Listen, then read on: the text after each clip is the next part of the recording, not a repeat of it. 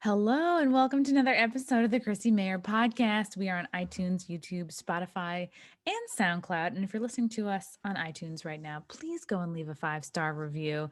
For example, this wonderful review by the name is Double D. This review is from Sunday. The name of the review is called Jane Rogan. Wow, what a compliment already. Chrissy does a great job getting guests from all walks of life: comedy, politics, porn. She's got all the pillars of life covered. Love her. 5 stars, all in caps. Don't spend them all in one place. Bye. Oh, they even wrote out bye with a million E's. Wow, thank you so much. The name is Double D. I really appreciate it. Yeah, somebody else left me a review, and it was like a 3-star review. I'm not going to read it because if he had given me 5 stars, I would have read it. But apparently, there's a guy in the UK named Gavin who doesn't like all my stories about he doesn't like me talking about my dead mom all the time. So I'm sorry. I'm sorry if I keep bringing up my mom who died from cancer too often. I would talk about my mom who's alive, but I don't have one because she died of cancer. But we don't want to go into it. I'm really excited to talk about my new sponsor for December. Dun, dun, dun. It's Lucy's. Lucy's. It's a nicotine company founded by Caltech scientists and former smokers looking for a better and cleaner nicotine alternative. Finally, tobacco alternatives that don't suck. This was researched and developed for 3 years, and it was made for people, not patients. Lucy has created a nicotine gum with 4 milligrams of nicotine that comes in 3 great flavors, which I have right here: wintergreen, pomegranate, and cinnamon. Should I try one right now? Why not? I should be able to speak on it. Ooh, minty. Lucy also has a lozenge with 4 milligrams of nicotine in cherry ice flavor. This is pretty good. Each and every flavor actually tastes great. It's convenient, discreet. Products can be enjoyed anywhere, on flights, at work, on the go, or even in the gym. See, I'm tasting this right now. I don't taste nicotine. I'm not a smoker, but like, this is delicious. Guys, it's 2020. 2020 is ending. We're about to start a new year. I think this would be a really great time if you are a person who wants to quit smoking. Lucy Gum can help you. Get rid of your cigarettes, unplug your vape, throw out your dip. Ugh, if you dip, that's totally gross. Don't dip. And get some Lucy nicotine gum or lozenges. This is a real deal. So, guys, of course, we have a special code for you. And by the way, this Lucy Gum will come directly to your door each and every month. It's so simple. You don't have to leave your house because Lucy has delivery down. For all my CMP listeners, go to lucy.co, that's lucy.co, and use the promo code CMP. You're going to get 20% off all of these products, including gum and lozenges. I'm really loving this wintergreen flavor. Like, this just, to me, just tastes like regular gum. I love this. And if this can help you stop smoking, all power to you. Go to lucy.co, use the promo code CMP. Also, I have to give this disclaimer. This product does contain nicotine derived from tobacco, and nicotine is an addictive chemical, but like, this is going to help you stop smoking. Go to lucy.co, use the promo code CMP. Do it for yourself, guys. Quit smoking. You owe it to yourselves. I am so excited to have this guy back on the podcast again. He is not just one of our all-time most popular guests. He is a good friend of mine. He was originally on this podcast all the way back on August 7th for CMP episode 56. We talked about sex and child trafficking, systemic racism, Fauci. We talked about Ellen.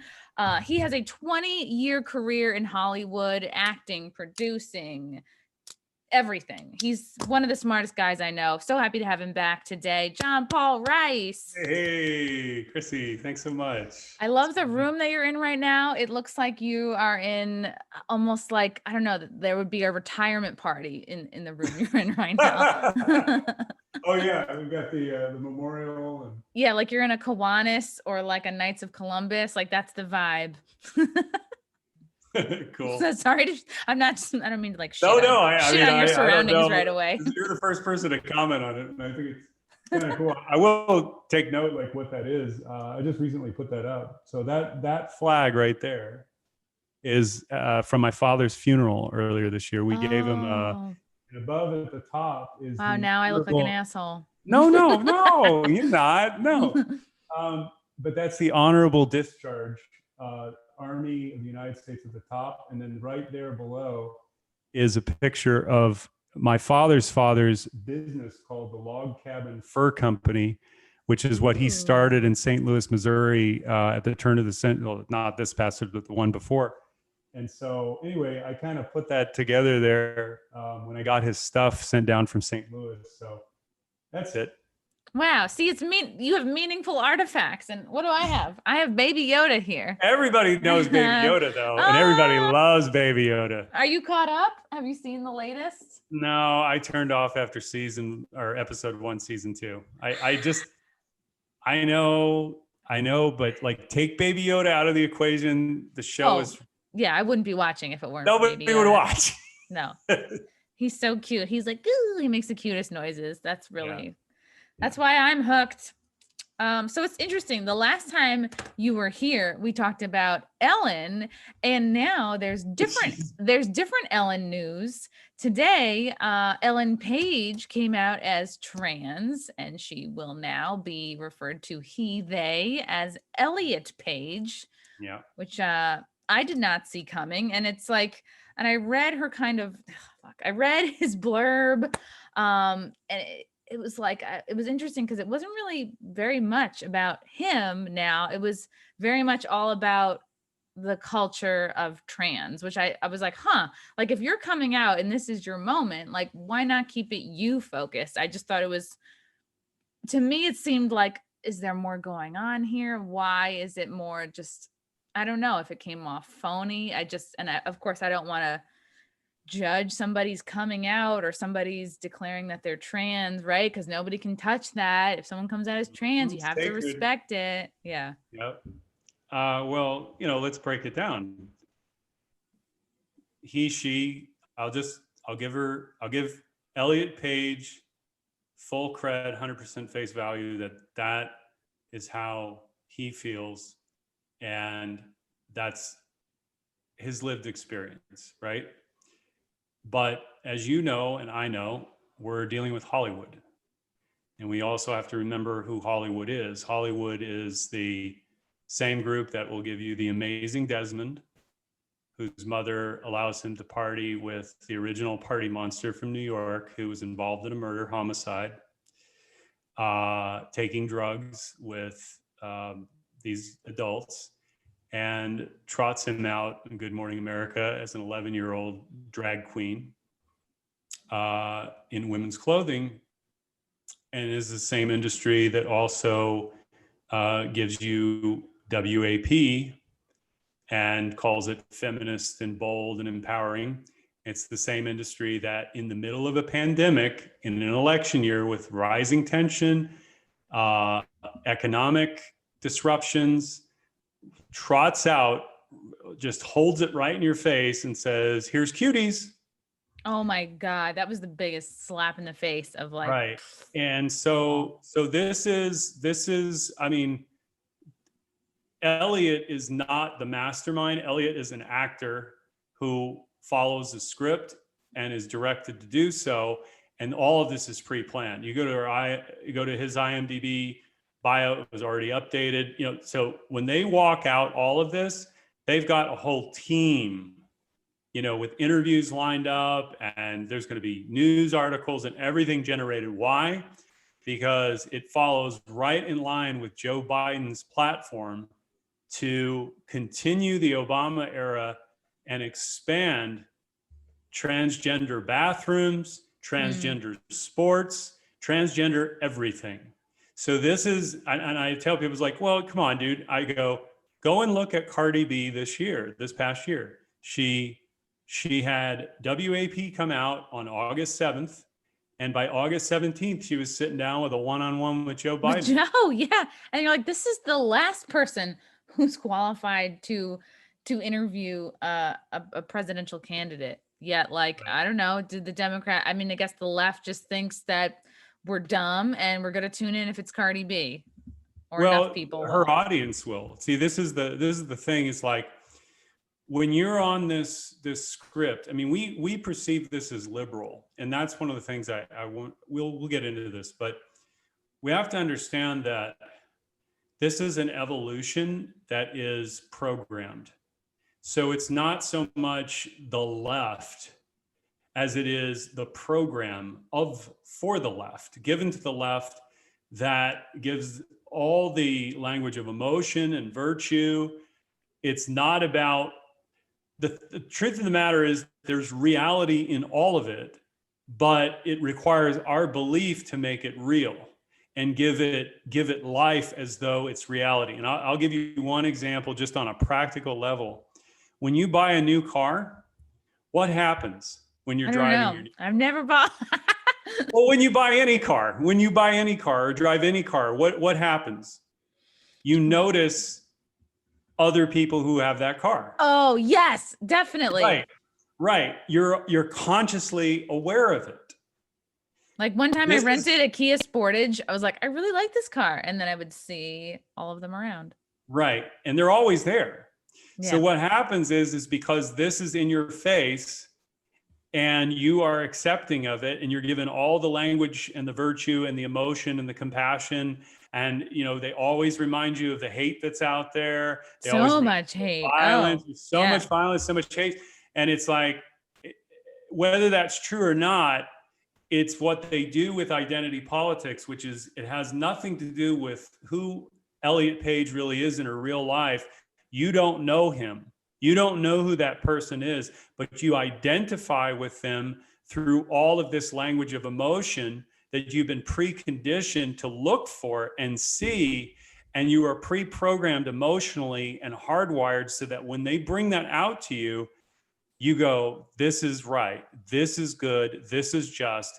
And you don't see, and you forget that they're talking about puberty blockers in children. You're talking about parents who are mentally ill, who we're talking about children that anybody who wants to look at this, you don't have to take my opinion whatsoever as fact or believe what I'm saying. Go to coreydiggs.com, and look up the transgender agenda. There's a 4-part series that she did, that this has been going on for over 5 decades in the United States. What? But I haven't even heard of trans stuff until maybe, I don't know, like I was not hearing about it 10 years ago, maybe like 5 years ago. Right. Most people didn't, but it's been growing, not because it's a movement that it's been growing because what it is, and why I tell people, you just want to know what's really going on. Look at Epstein and all of his connections in science. This is all about transhumanism. So transgender is a concept, right? What I mean by that is it's not so much the arguments and the knowledge and the debate. That's all for the world, and that makes the news and everything else, and it gives it the exactly, like you can't be critical, you can't say something because you're being mean, you're being cruel. Mm-hmm. But here's the thing. That's the distraction, because the concept is I can call myself whatever I want. I can raise my child to be gender fluid or non-binary. And so what happens is, what we're doing, and we don't even see it, is we're slowly giving up not just our identity sexually, but our identity as a human being. And this is what Epstein was all about, and all the people that were involved with AI and transhumanism and human cloning and gene splicing. Go on edge.org. I tell everybody to do this. Go on there and look up the articles on transhumanism, and look at the articles that mention children, and see how they describe children on edge.org. You will start to see the agenda that is forming right in front of your very eyes, because what they're doing is they're messaging us to take us out of our humanity and into technology. And that way, when we're a blank slate, they can project onto us exactly what it is that they want us to do, and we will do it because we're preconditioned, we're primed for it. This is all planned years in advance. So I know this sounds nuts, but I'm a 1+1 kind of guy. I don't take conspiracy and go, well, that's it. If I hear it, I have to see it. I have to understand it. I have to learn it. I have to look at it from all angles, and I have to debate it in my own mind before I can come to that conclusion. But I'm telling you, Elliot Page is another connecting point in a node on a network of many things that they're going to continue to do. Again, like I say, the practical stuff is the same industry that's doing this brought you cuties and called anybody who claimed that there was a problem with that movie a right-wing conspiracy theorist. Yeah, if you were not okay with seeing 11, 12-year-old girls like patting their crotches and twerking, if you had an issue with that, yeah, you were a right-wing, uptight conspiracy theorist or whatever. You weren't cool, you weren't accepting. Like I heard plenty of people, say, "Oh, this is what girls do when they're a part of a dance troupe. This is what you do in cheerleading." It's like, yeah, I was a cheerleader in high school. We didn't do anything like that. And I was in dance when I was young, and we did not do anything like that. And even if you did, here's what I tell people is like, look, we can call it art and everything else. There's 15,000 films made on average a year.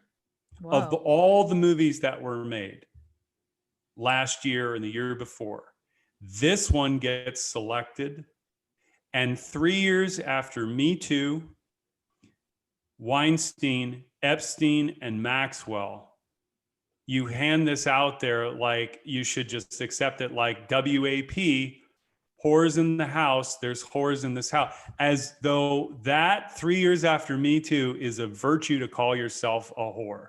Yeah, own it. It's like we're done with that. Like we're calling ourselves whores. We are owning our whorish behavior. Like But it's putting out is empowering, isn't it? meaningless. It's empowering. I mean, and I like the and on top beat. of that, men are supposed to respect it and not have any.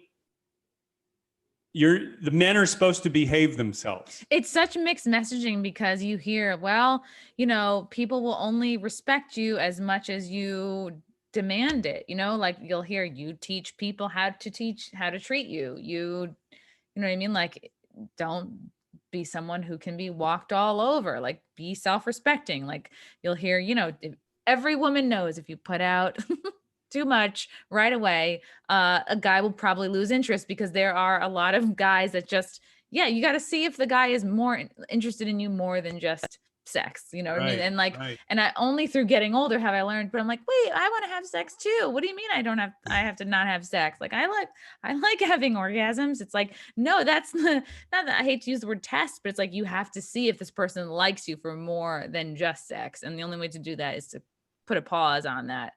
Yeah, and it just seems like the work of Me Too is being undone. It's like a slap in the face with like the WAP stuff. I keep going like, oh, do I want to say the full wet ass? But it's like I'm not a person who says the P word anyway very much. But because I remember watching it, because I think your episode came out at the same time the music video came out, and it was everything was candy colored. It was like they had these Marie Antoinette, ornate hairstyles, like bright color, everything looked, and I was like, yeah, this is definitely not like if I were a younger girl looking at this, like it looks like they're playing dress up, it looks like they're in a dollhouse, yet they're doing like super adults. It's actually, I mean, adults. They don't know, the audience that they're appealing to doesn't know what's being programmed in them. Yeah. And they don't realize that they have a subconscious mind that thinks 95% of all of our thoughts in every single human being, and you don't have an off switch for that. So when you start surrounding yourself with that type of music and it becomes your lifestyle, and it soon evolves from thoughts and feelings into the material world, in relationships, in the type of men that you'll attract.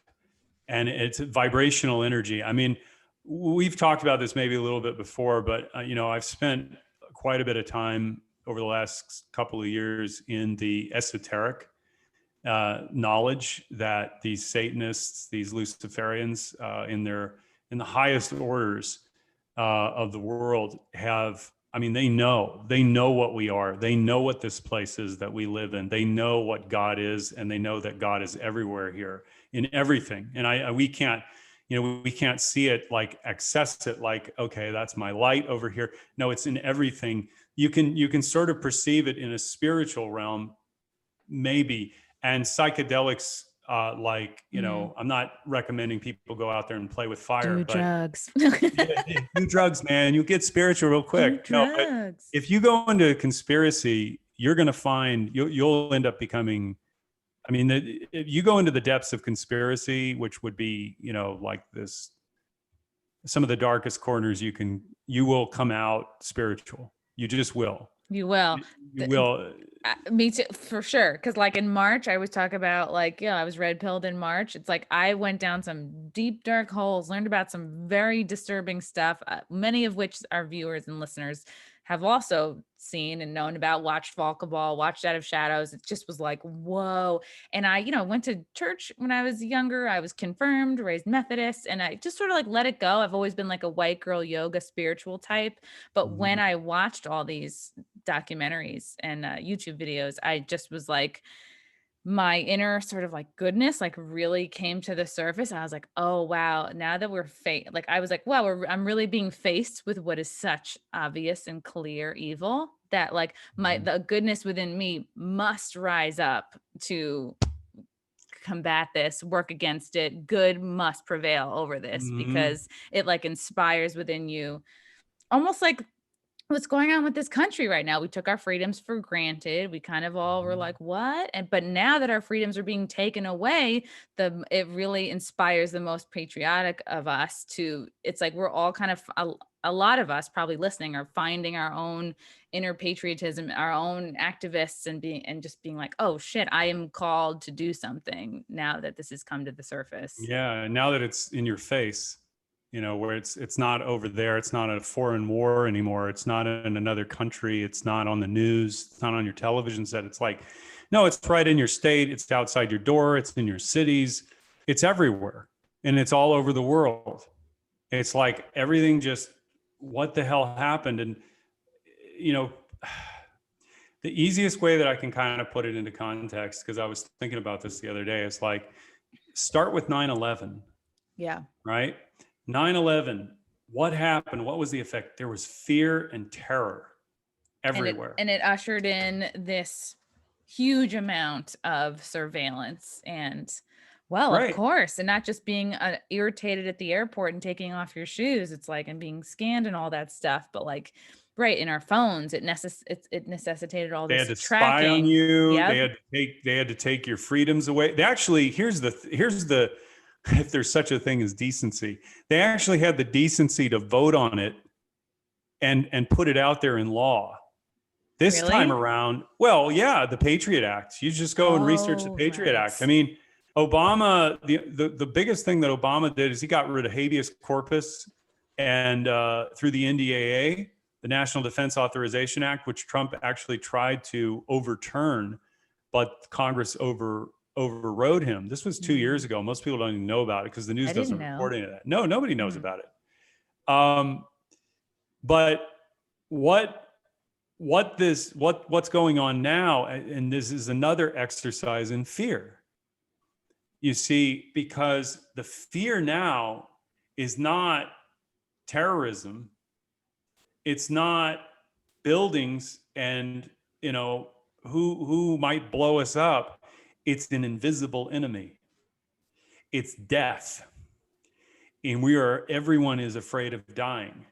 And what this has done, they are very, very clever, is that the fear has overtaken logic, reasoning, common sense. And the reason why they know this is because fear appeals to the emotion and it appeals to the subconscious. And then the subconscious, what you awaken in that, and you've seen it. I mean, we can go through multiple examples, but everybody just from your own observation, you have watched the manifestation of people's traumas come out everywhere, expressed everywhere. And it's not in one side or the other, because see, there's those who, let's just take like for simplicity, completely compliant, believing in the science of these doctors that are standing up there who haven't treated a patient in over 2 decades, giving you advice about masks, social distancing, quarantine. But they have a lab coat on, but they're They have a lab coat on, but they're right? holding a clipboard, John. I have to listen to them. Right. And they're not talking about how you can boost your immune system with vitamin C, Vitamin D, echinacea, everything, echinacea, magnesium, sleep, everyday shit that we all have. Squeeze a lemon into a water glass. You know what I mean? Like, yeah, right. Sleep, getting outside. This Right. shit will do wonders for you. Even if you're just dragging ass, like you don't even have to have, you know, a major illness or pre-existing condition. Like Right. if you're just dragging ass, any of those things will revitalize you. And what have they done with spikes? Where is the flu gone? Oh, I haven't heard anybody talk about the flu. Aren't we in December now? Shouldn't we have heard about some flu by now? Yeah, there's no flu being reported. It's all been replaced by COVID. You know what I heard? This is on the CDC's own website. I'm not making this crap up, or some, you know, guy who's a blogger out there. Oh, hey, you know, maybe it's like, this is the actual numbers that they're reporting. But because, see, again, the programming has already set sail. So we have people like in my business, I have actors who are terrified of flying now. Wow. These are seasoned, professional, super talented people who are terrified to fly to go work on a set. I was just on a plane. I went to Florida. There's like no better ventilation than on a plane. And we're all sitting. And by the way, the planes are not doing 50% capacity. Every seat was full. It's like JetBlue. None of these companies want to like, it's such BS, because like I remember they're doing the announcements about the masks, and even I remember it's JetBlue, they were like, if you fall asleep without your mask on, one of the flight attendants will come and wake you up. And literally me and 2 rows behind were all laughing. We're all just like, oh really? You're gonna, it just sounded insane. And then I was like, what about social distancing? And like we're just heckling, you know, and we're all just like, everybody around me is like having a laugh, because it's just like, it's insane. It's like, we're all here, we're all flying, like, come on, man. Like, and then I was like, I guess I'll just slowly, they're like, oh, but you can have it down to drink. I was like, I guess I'm going to have this cup just at my mouth for 2 hours. I'll be taking the slowest sip ever. Did you see the college football? I think it was Texas A&M this past weekend, and they cut over a shot of the band. No. So here you have these guys playing, you know, mouth, you know, from the mouth, right? They have their masks on, but there's a hole cut out for like the trumpet, for the trombone. Oh my God, that's great. I couldn't believe it. I was like, Jesus. That looks insane. I mean, it's such a farce. Actually, did you catch, this is part of the kind of what we're talking about, predictive programming. There was a clip that came out from last year. They had, prior to COVID-19, right? 1 year before COVID-19, or the fall before. COVID-18. No, they had a model by the name of COVID, and he put on his mask. Wait, was this in like Project Runway or something? Was Yes. this like, I think I saw this recently. It resurfaced. Yes. It was like, this is Runway. This is all the stuff. What you're watching is a movie. This is the whole thing. Certainly feels like it. People go, "Oh, come on, man. What are you?" No, it's not that those people know. They're just following a script. That's the fashion, right? So it's not like everybody's in on it, like the way you think it's like Scooby-Doo or some movie. It's like, no, how these things work. It's the very top people who are the planners.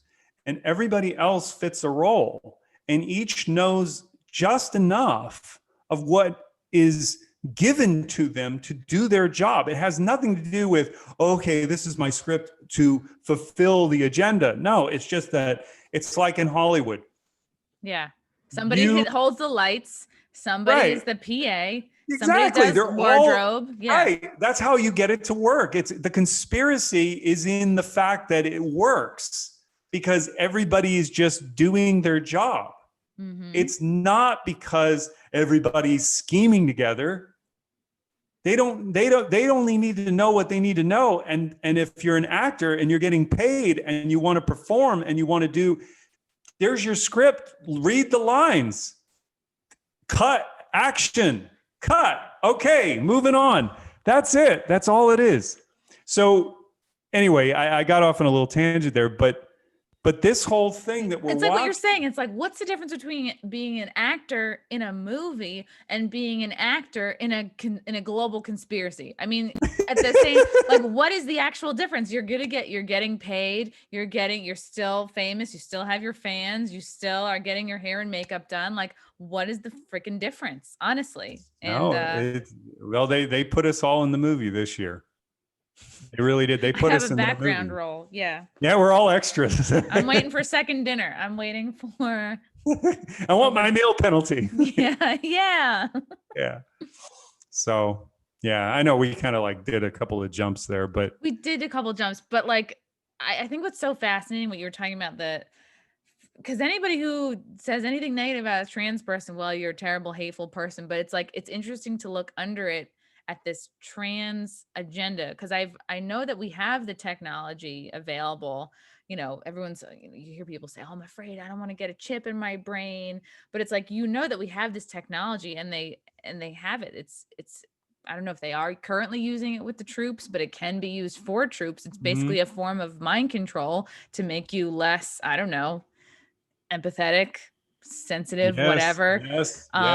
It's like we have these capabilities, and the fact that the average person is not putting two and two together and be like, yeah, this could be used against us, and why wouldn't they? Yeah, I mean, what you think that there isn't a sociopath or psychopath out there that like goes, oh my God, I can have total control. Look, this little guy right here. We've had what, iPhone around since what, mid 2000s, 2007, 2008. If you had told everybody at the end of the 90s that you'd be carrying around a portable tracking device that would know your GPS, all of your data, all your contacts, all of your emails, every single thing that you pay for, all of your bills, all of your photos, geotagged, your social media, all of the profile. I mean, all of that going on in the cloud, you'd be like, there's no effing way that I'll do that ever. Oh, that you'd sign up for it willingly. That you would sign up for that if that's what they sold it to you as. Like, right. Hey, we're gonna track you. We're gonna do all this. We're gonna build profiles off you. It's not just to sell you product, although that's what we want you to think it's by advertising. No, they know everything. They know everything. And if you don't think that they don't know everything, of course, that's going to make people paranoid. They're going to be like, oh my God, what can I do? Be smart, be aware. That's the first step. And then you make your choices accordingly, where it's like, don't get lost in the world that they offer you. The world that they offer you is not for your benefit. It is not to help you. They are going to sell it like it is, but it is not there to help you. That's not to say you can't participate, but you need to get in touch with this person here first before you give your freedom away to somebody, because they will give it to you for free. I'm getting a free iPhone? Yeah, well, look what they did. I mean, I'm not putting this down, but like Obama did that. He gave away free iPhone. He gave away free phones. And then didn't he use that information to just like all the anybody who used the Obama phone, maybe if they were in a certain group, a certain demographic, like they were able to learn every possible thing. I mean, what do you, I mean, if you had that ability to do it and you were somebody in power, what are their the wants? temptation is too great. The barn door has already been opened. This is the part where, I don't know what the future looks like. I can only tell you this. Nobody is going to take a shit sandwich in 2021. What about open-faced?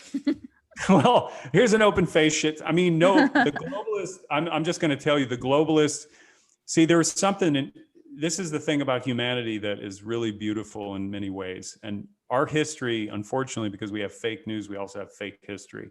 But the real history that's out there, if you seek the knowledge out, there was a 1800s slavery globally began to end.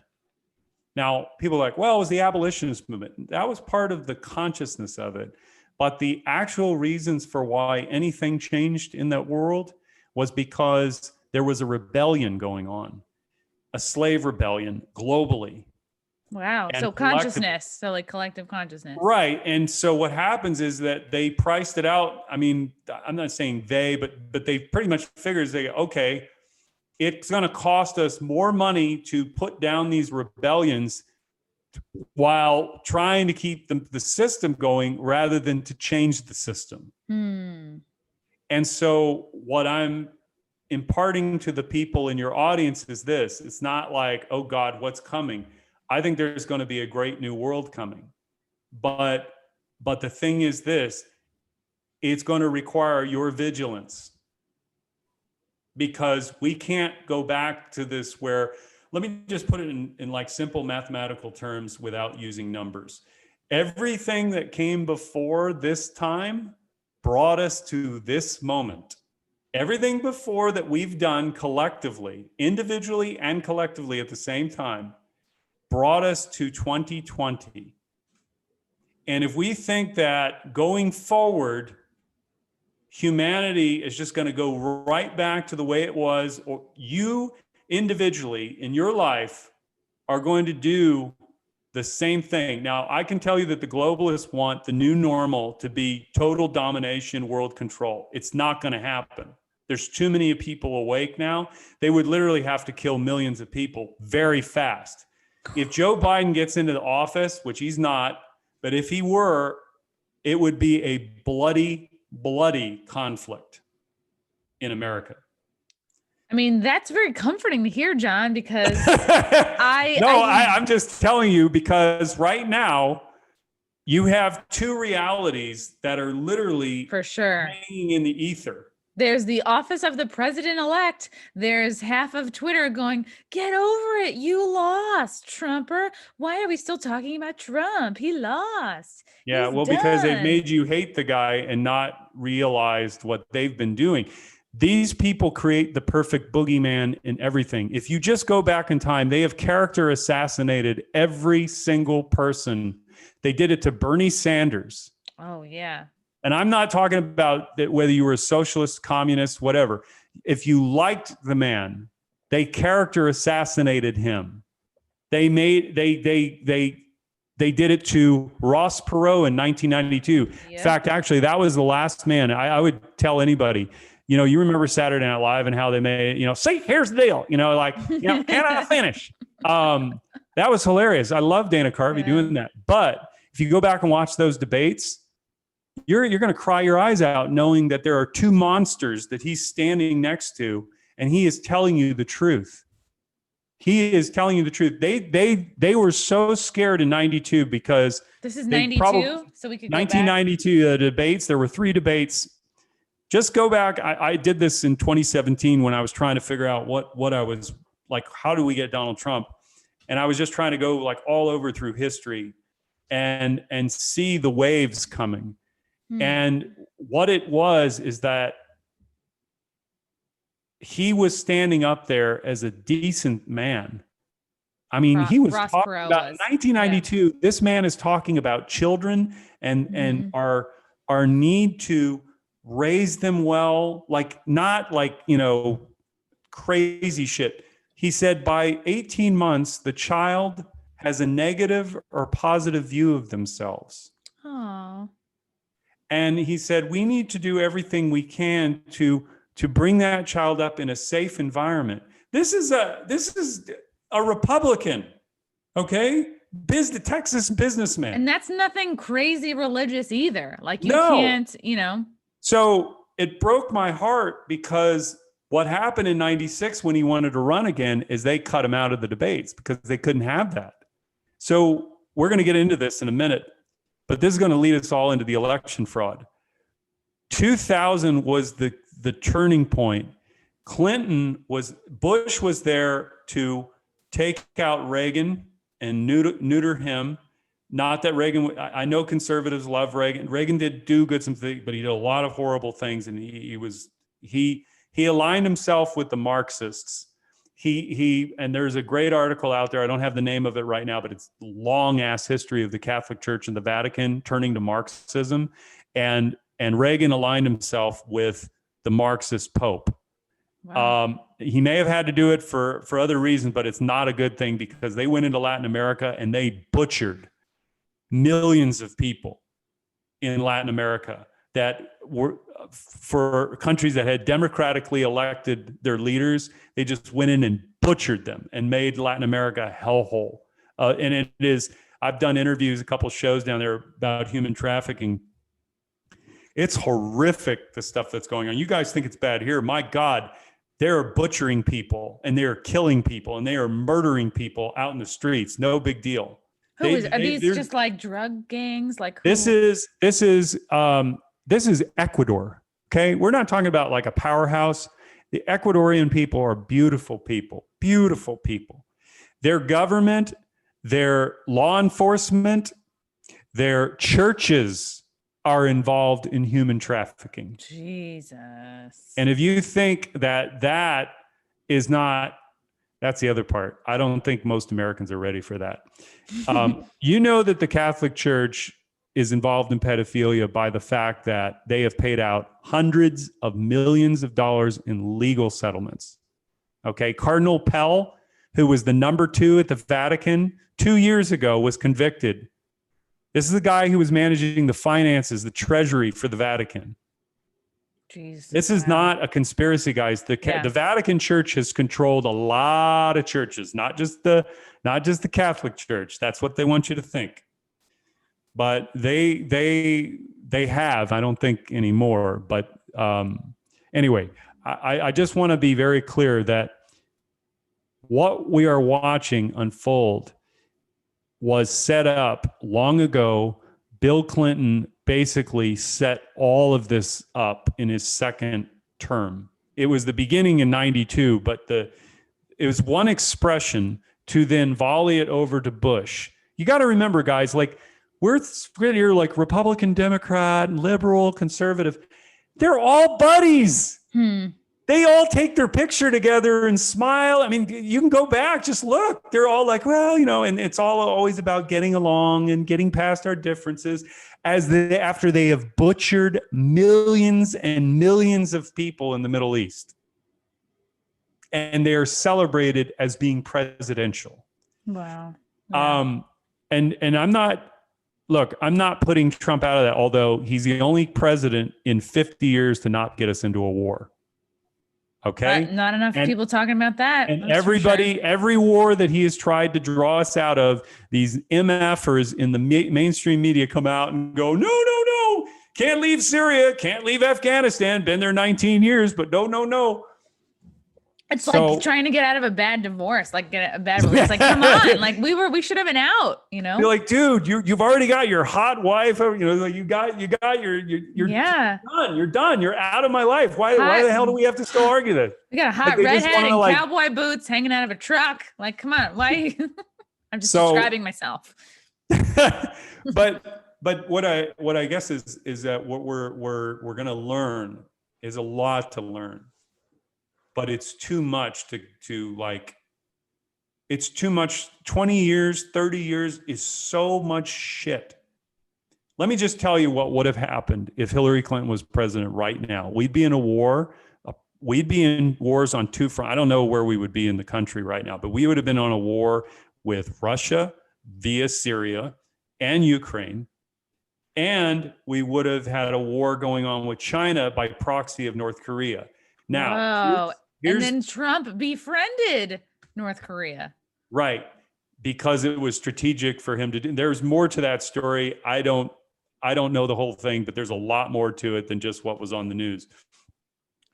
The main takeaway is this: what most Americans don't know, and they will learn in time, and you are learning about it if you're following any of the voting systems thing, is that China, this was just learned today, China paid Dominion $400 million in October through a Swiss bank account. What? Wow. Yes. I didn't see that on my Twitter trending topics. China had over $5 billion invested in Hollywood in 2016. Wow. When Trump took office in 2017, it was under 400 million. So it went from how much? 5 billion To 5? with a B to 400 million in 1 year. Wow. And I've heard before that like Hollywood has had to tinker with certain movies, certain shows, because it's weird. I was like, why would the US, why would Hollywood consider like China's feelings? Like, but certain tweaks have been made over the years. And Yes. you've been in Hollywood. I can't think of an example, but one of them I think was with I don't know if it was in the Avengers movie. There was like the Great One, right? It used to be wasn't it a Chinese character? I forget, but then they changed it to this old blonde lady. I'm like not explaining it well. It was it was like the scene with the Hulk, and they were trying to get the time stone. And God darn it, did you Black see the Widow? Avengers? No, No. wait. I think it's Avenger related. And there was this character that was, her name was it was called the Great One. And I think it was initially, like from the comics, it was supposed to be a Chinese guy, but then they changed it to this white lady. I'm not making this up, but I should have researched it. But this was like the first time I became aware of like a real character change, a real casting change that was made basically to appease Chinese sensibilities, which I was like, why would we do that? Yep. Well, they hold the purse strings, or they did. No, what we don't know that Trump, this is why I'm going to make a statement here that for some of your viewers, not because I arrived at this conclusion easily. You're talking to a guy who had voted Democrat from 2001 all the way up to the 2016 primary and voted for Jill Stein in the presidential because I lived in Los Angeles. So did I. Okay. So I was a liberal lefty, even called myself a progressive during Sanders' time. And I've gone on, I've 4 years. Okay. And this is bigger than Donald Trump. This man, if he is able to succeed in what he is about to do, will go down as one of the greatest presidents of all time. And not because you have to like him, but because of what he will have done in defeating for this time. These people have aligned themselves with some of the most satanic, horrific people in human history. This is a story that is as old as time, but we have gotten to a point where they were enabled on a global scale with China and its communist Chinese party. Joe Biden sent his son, Hunter, pimped his son around the world, knowing he was a pedophile, knowing he could be blackmailed for billions of dollars. You have a presidential candidate right now, Mr. Office of President-elect, who pimped his son around the world to be blackmailed so that he could be controlled and allow himself to be owned by China. On different boards. This is how dangerous we are in. China has 500,000 minimum prisoners a year who are in organ harvesting dungeons. Right. It's that the group, it's called, it's like, I can't remember. It's like 2 words. It's like the group. I've been hearing about them for years. How they the Uyghurs. I think the Uyghurs. There was another group too that they're just like savagely treated. Yeah, no, they have bulldozed churches over there, Christian churches. This is beyond conservative. See, communism in its core strips humans of their identity. It takes away culture. It destroys family. It destroys social cohesion. You're watching with COVID-19, you are watching a psychological operation that has pushed every person away from each other. Mm-hmm. And on some form with just fear and compliance. Go look at China. That's exactly what they have done to the Chinese. Their own people, folks. Their own people. Hillary Clinton, Barack Obama, George Bush, all of them, they have a partnership with those people that has been long standing. This is not overnight. This wasn't just brought to them. What they were going to do was they were going to wage a world war that we were going to lose on purpose. But we wouldn't know that. Wow. Because what they had done, according to intel sources, and this is verifiable, you can go out and look for this, they had put microchips. Now, remember after 9/11, because the transponders and all that, they needed to chip all the planes. Well, they did that in our own military as well. And they did it on our ships. And what that would do with a push of a button, when there was a missile strike incoming into a ship or a plane, they could turn off the weapons system of that. Whoa. They could jam the oppositions or jam. No, they would jam the United States. Oh, jam their own. Ships. Jesus. So they could control the outcome of the war. This is how sick these MFers are. And they're all going to Gitmo. They are all going to be tried for treason, because this is a betrayal of humanity on a fundamental level. And if we don't understand that you and I and all of us are not part of the problem, that all of this has been put upon us, that you are a beautiful, loving human being, I would go as far, and I'm not just saying this out of belief, you either in the face of this horror understand that you are a beautiful child of the creator of heaven and earth, because that's the thing that they have kept you from for so very long. They sacrifice and murder children because they know that that is God's creation, and they do it to pervert and mock the most sacred thing that we have on this planet. Every single child that is born of the divine. It comes from a divine source, the source of creation, the source of all life on this planet. We give our power over to these people when we relinquish that, because we get lost in the world, the world that they give us, the world that they create for us. And what do they then give us? They give us climate change. They give us environmentalist movements. And what is the net effect of all of that? It is consolidation of power behind more globalist control. It's not for our benefit. It's presented for our benefit. But what do they use? Yeah, you're saving the turtles. You got to use a paper straw. But here's my plea with the people who will hear this podcast. If you respect the sanctity of life everywhere, and you raise beautiful children to appreciate life as you do, they will model and mirror your behavior, and they will respect and cherish the life that is around them in nature, in each other. What these people do to children, they do to every single one of us. Because we're all one, we all share energy.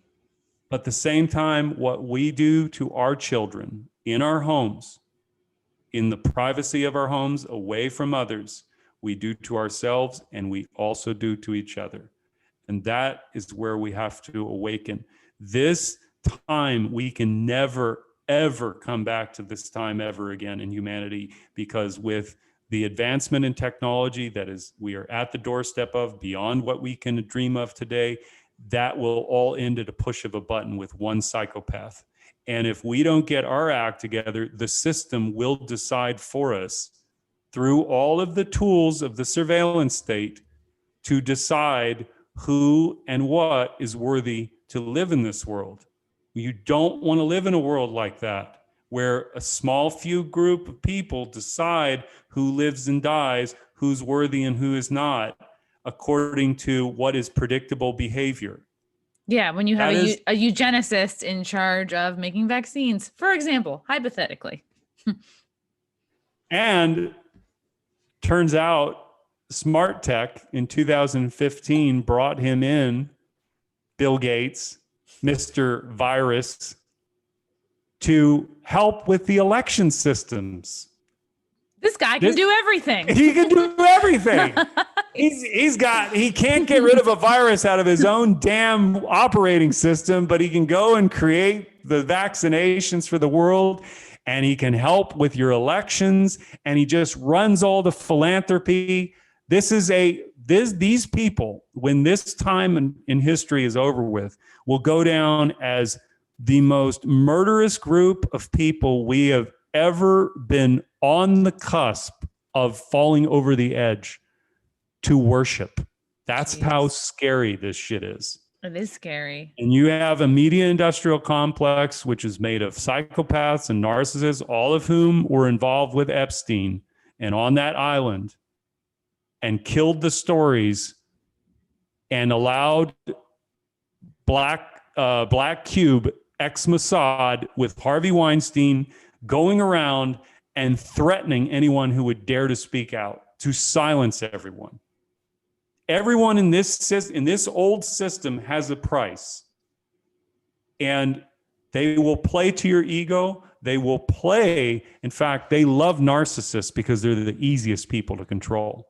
Because you know what they want, You know what they want, and you can hold it right in front of them, and they'll do it. Like all of our reporters that are bought. It's like, oh, you get to push this agenda. You're trying to ask the president these questions because then you can have your day, you can, basically a lot of these reporters are looking for their like gotcha moment, or like because they want to be the celebrity. They want. Yeah, if Amy Robach, if you go and look at the Project Veritas Epstein cover-up, watch her.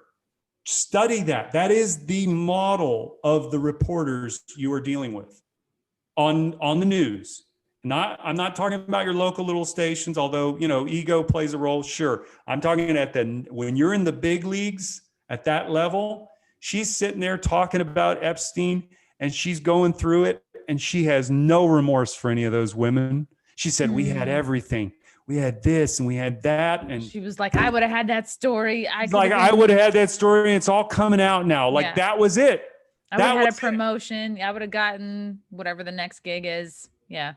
Yeah. So I'm just telling you this is why it's very dangerous what's going on. But I'm going to tell you that Donald Trump was prepared, and this election stuff is not about the general election. They have targeted, since Bush got in through Gore v. Bush and they had to clean up the election systems, that's when they brought in Diebold, ENS, Sequoia, and eventually Dominion. And all of them are basically reconsolidations and constitutions of the same thing. I'm being general here. You can go through the timeline. It's unbelievable. But they have perfected it to a point where they coordinate with the media, because they create the storylines. Like here's one, you just blow it through. Go on Google right now and look up Donald Trump losing support among his own base. Yes, I was seeing a lot of that pop up, actually. People were talking about that. Right. And so I'm like sitting here going, okay, he's losing support among his own base, but he got 11 million more votes than he did in 2016. Yeah, that doesn't make sense. Yeah. That doesn't make sense. Well, who are those 11 million people? Where did those votes come from? Well, I mean, is it real or is it not real? You have to be able to count. How does a guy who's losing support gain 11 million more votes in 4 years if he's so unpopular? Look at all these articles. Like, yeah, this is all Trump losing support on his own base. Like, it's unlimited. I'm sure there's 10 pages worth. Look, and here's another one. Joe Biden, by the way, was in 10 primary debates before a vote was cast in the Dem primary, before Iowa, right? He was in 10 debates. He finished 4th and 5th place. And then all of a sudden, which we'll find out later because it was a Ukrainian investigation that launched, all of a sudden they went from Mike Bloomberg to Joe Biden in a heartbeat. They swapped. You can go on MSNBC. Right, Bloomberg was crushing it. But Bloomberg was crushing him. Bloomberg was starting to take the black vote away from Joe Biden. And all of a sudden, they needed a change because they had to get him in. They had to have him run. He was forced. I think Trump boxed him in some way, but we'll know about that much later. They put him there, And within 72 hours, James Clyburn, who nobody knows that name except if you follow politics, but it's not anybody of a national level, he endorses Joe Biden. And all of a sudden, Joe Biden goes on and wins Super Tuesday, like almost in a landslide. Bernie Sanders got like 3 states. Joe Biden had less than $1 million in his campaign's bank account, had only spent maybe $250,000 or $500,000 in advertisements in a handful of states. Bernie Sanders had $46 million, 43, 35. It doesn't matter. He had like tens of millions of dollars. He had crowds. Joe Biden didn't win jack squat. And they put Kamala Harris, I don't care what you think of her or her policy. I didn't want to say it. That lady didn't even make it to the ballot in Iowa, had to drop out 2 months before Iowa. And that pair gets 80 million votes, 13 million more than Obama did in 2008. From where? From who? Oh, Trump. You got to hate Trump so much. Right. This is the thing. And you're going to find out what this is. 2018, Gavin Newsom didn't win, by the way. Gavin Newsom did not win. No. No. You remember, I remember the night that they called that guy, I forgot his last name, Cox or Smith. It's terrible. I don't remember everybody's name, but the guy who ran against him, he was leading him with 3 or 4% of the vote, like 50-something percent. And they go, California goes to Gavin Newsom. It's like, what? 3% of the vote in? The guy's leading. Wow. Don't believe your lying eyes, folks. This year, they called the West Coast for Biden before 1%. There was 0% of the vote in.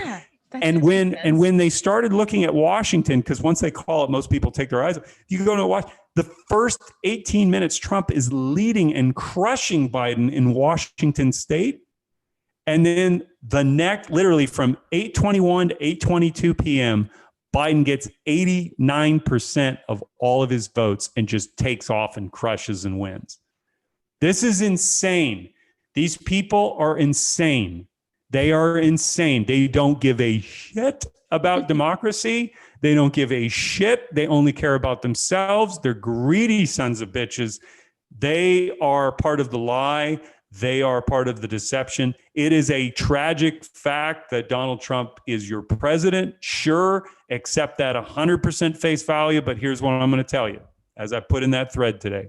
Julian Assange, whether you see him as a hero or Putin's puppet, disclosed truthful information in the election of 2016.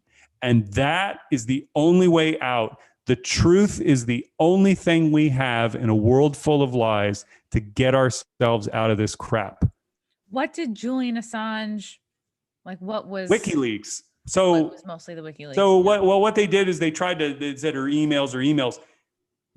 The DNC emails told everyone essentially how they were rigging elections.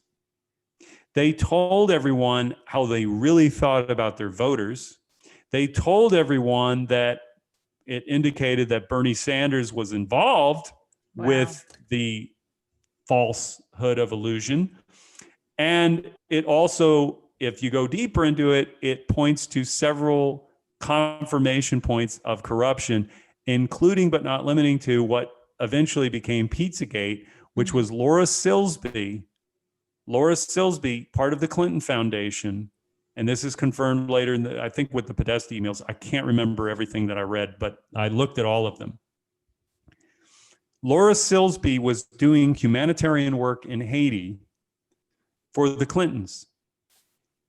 She exported children from Haiti into the United States on flights without proper documentation and paperwork. She was arrested. She was charged. Hillary Clinton and Bill Clinton intervened in that case to get her off. Whoa. And from there, with the Podesta emails and everything else, with all the coded language and it was ugly. And I tell people, said, no, Pizzagate, as the media gave it to you, is false. Pizzagate, as it actually is very, very real. And all I tell people to do is go look at the New York Times coverage from 2016. Just read the article and then go out there and look for James Alefantis. You can't get onto his account anymore, but everybody did the screenshots. You watch Pedogate 2020, part 1, part 2, part 3, part 4. It's all there. These people are sick sons of bitches who cannot be running our institutions, folks. You do not know the depth and the depravity. This is not about being moral. This is about the preciousness of children, for which these people, from pedophilia to worse. And when they do that to children, there is no line they will not cross. None. That means they're not going to do right by you on any which way of an imagination.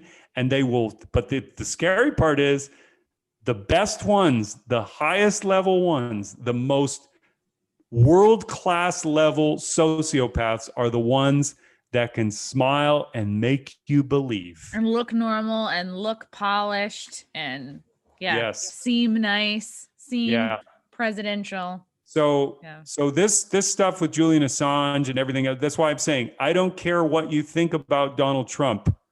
Everyone in this country right now needs to pay attention, stop listening to the news. The media is corrupt to its core.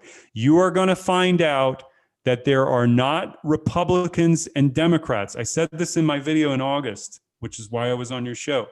I said back in that viral video, we are going to soon learn that there are not Republicans and Democrats, because that's the theater. But it is a unicabal of people who at the highest levels have betrayed our trust in our institutions. Brian Kemp right now and the Secretary of State in Georgia are in deep, deep trouble because there are Republicans who have played, people say, well, they play along with the Democrat. No, they're all in league together, guys. They're all in league. Only because you believe that it's, well, and you got Stacey Abrams out there and she's playing her role. So of course, Kemp plays his role, and it's the false choice of illusion because you're going to get screwed either which way. And in the face of facts, these people are right now with Dominion, they are making the evidence disappear in the midst of litigation to get a hold of, here's the thing. If everything's on the up and up, open the books. Yeah. Take a look. We did everything right. The machines. Yeah. You don't need, we have a long way to go, but it is going to be the disclosure of these crimes. These people are going to be perp walked, and we are going to have to, it's going to lend itself to a new time, but it's going to be a new American century. And it's global in its spread, but it must be lived in the hearts of its citizens. I'm telling you this for all of you anti-Trumpers out there. This is not about Donald Trump. Again, Donald Trump came into office because of a movement of discontent. That's the why Sanders rose. Sanders beat Hillary Clinton. I'm just going to tell you straight up. Bernie Sanders defeated Hillary Clinton legitimately with 70% of the vote in the primary. Period. End of story. That story will be told and it will be learned one day. Minimum 70%. And he turned his back on everyone. And you should be pissed as shit, because I gave that man over $2,000, put money in his progressive candidates. I phone banked, I marched, I petitioned, I participated as he asked. And he's a sheepdog. He's a communist sheepdog at his core. I handed Bernie Sanders' wife, Jane Sanders, I handed Simone D. Sanders, Joe Biden's campaign manager, who had the gall to go on CNN earlier last year and say that there was no fraud in the primary. She had the evidence right in her hands. I have Simone D. Sanders. I've got the emails with her. I've got the pictures with her. I met her in LA. I sent it to one of the senior people who was going to the DNC platform meeting. This is in 2016. So they do the platform right before the convention. I gave it to, there was the guy and I talked for 34 minutes. He knew that I was telling him there was something going on here. I said, I'm giving you all the data. I'm going to send it to you. I'm going to email it to you. You're going to have it. Never returned my call. Nothing. Why? Just who knows? Yeah. But that's for all of them to answer, because they were a part of it and they did nothing. And here's the thing. I wouldn't have so much of a problem that they didn't do anything, because, you know, in this world, and I was told this long ago, he said, John, there was a guy when I was talking to some lawyers, he said, and the lawyer introduced me to this gentleman, and he said, he goes, years ago, he goes, I'm an IT guy, and I know what he was talking about. He had put what you call like a little sniffer. I'm just using that as a term, but he had put a little listening device in between the servers to get the traffic, and he saw the rigging occurring live, real time. But he said, John, what I came to understand is that these people are so ruthless. I respect them, not admire them. I respect them because they're willing to do whatever it takes to win and get what they want. So he said, there's nobody, law enforcement, judges, forget that shit. These are all of this is compromised. People talk about, why aren't there arrests in Hollywood and everything else? Oh, you know, go tell them, go tell the police department, go tell the judges. It's like, I'm going to go tell Garcetti, or I'm going to go tell Newsom, who had a pedophile symbol emblazoned right there in the middle of his Twitter banner for 4 months. Oh, yeah, I remember that. Photoshopped in there. Oh, I'm going to go tell him. I'm sure he'll do something about it. Karen Bass, who comes out there and gaslights all the people, you know, in her district, the 33rd district, which runs right through Malibu and Beverly Hills and the Hollywood Hills. And she gets called out for taking money from Scientology 10 years ago. And she's, you know, sorry about it now because, you know, she believes these people are their faces. Donald Trump is the ugly face. He's the mirror. He is what you have been projecting onto in that position for years. You've been conditioned. Bush, Obama, Clinton, all of them. You've been projecting onto them your own subconscious mind trips, both your mother and your father, and what they give you, and everything else in between, to keep you distracted and believing that what you're watching on TV is really happening. Okay? Donald Trump comes in there and interrupts all that. He blows a hole into that, through that reality. But for anybody who dared to look through that hole on the other side, you saw behind the curtain a glimpse of what was going on. And this is the thing. I don't know how this all ends, where it shakes out. I understand I'm saying things that are going to, if it doesn't turn out the way I think it will, obviously you won't hear from me. You know, at a certain point, I will have to go into hiding. Well, I'm just saying, like, I'm assisting Sidney Powell right now. I've given her my data, and she did an interview with Newsmax 2 weeks ago and mentioned this thing about Bernie Sanders getting it. Yes, I have all of that. I did a sworn affidavit. Wow. I also did, this is why it's not just Republican, Democrat. I also did the Roy Moore versus Doug Jones race in 2017 in Alabama. Now, that was the one people might remember where Roy Moore, supposedly there was a woman who came out and she said that he had sexually harassed her, or not sexually harassed her, but assaulted her like years ago.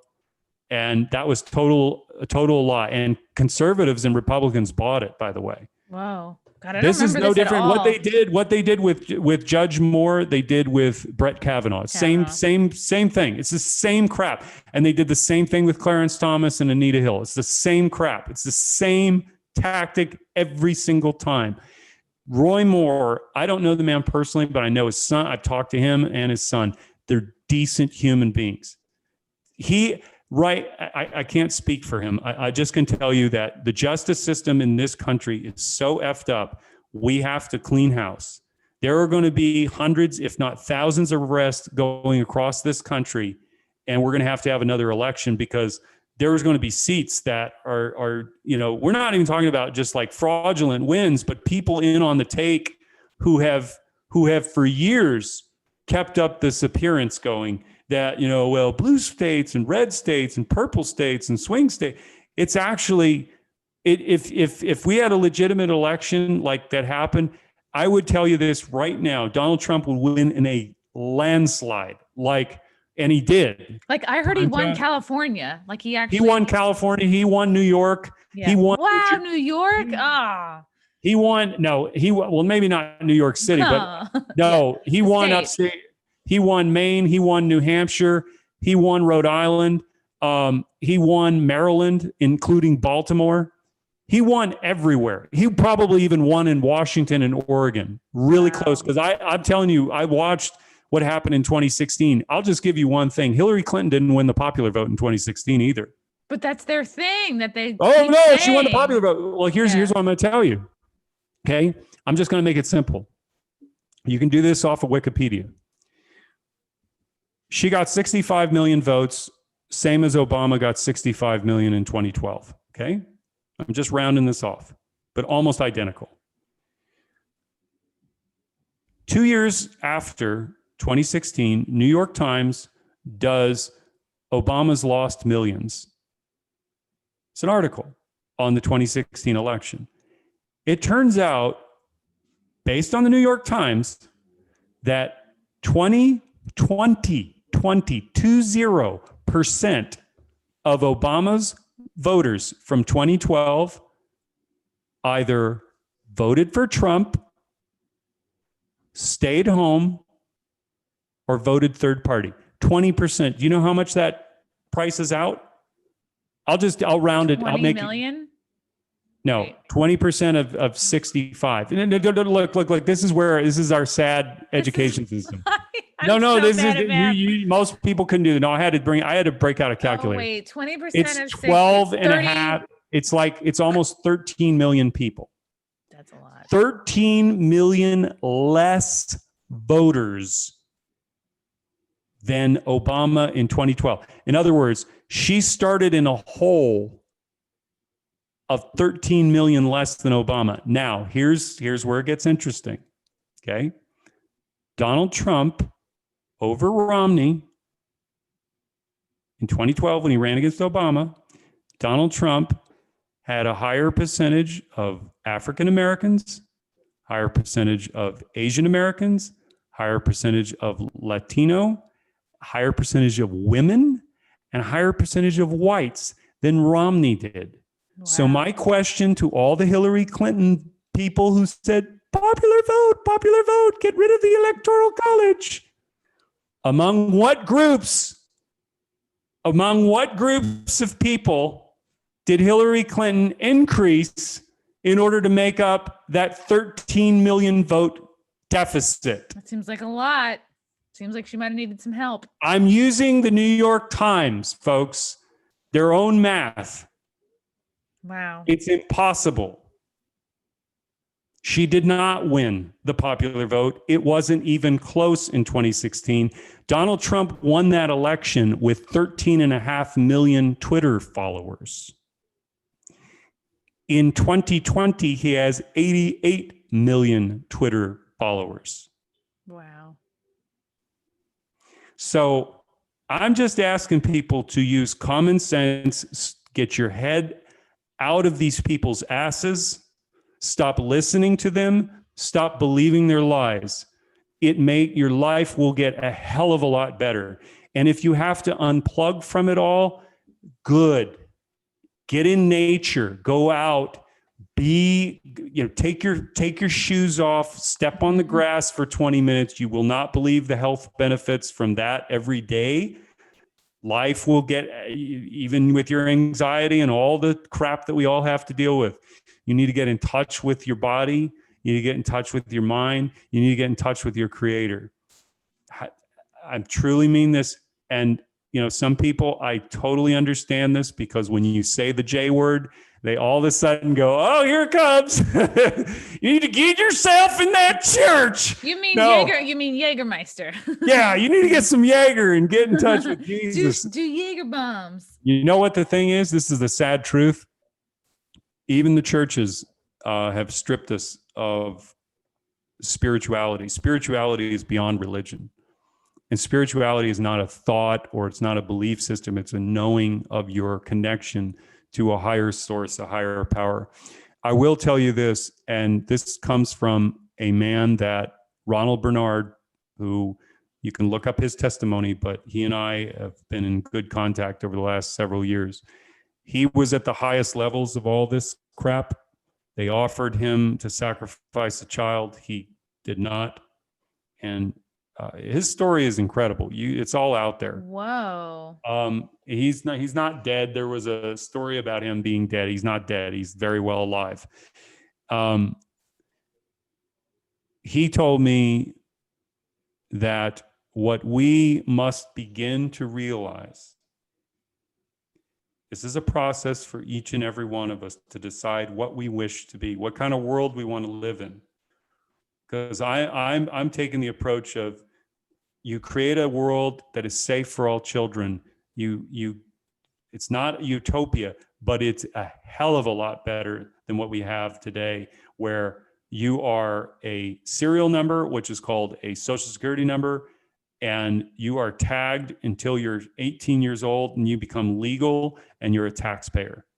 That's pretty much the system we have today. And everything in between is indoctrination and false history. We had, I'll just give you another statistic. Go look this up. This is not bullshit. African Americans during Jim Crow had a higher per capita income relative to today. They had 2/3 of their families together, whereas 2/3 of their families today are separated. And I'm not putting that on them. They've got to solve it. This is not a white guy telling people what black people got to do. No, you guys have to do, everybody has to do what he or her decides is necessary. Or they. Right. But what Ronald said, and I the more I have gone into my own spiritual experiences, I truly believe this is true. This is not that I believe it. I know it to be true.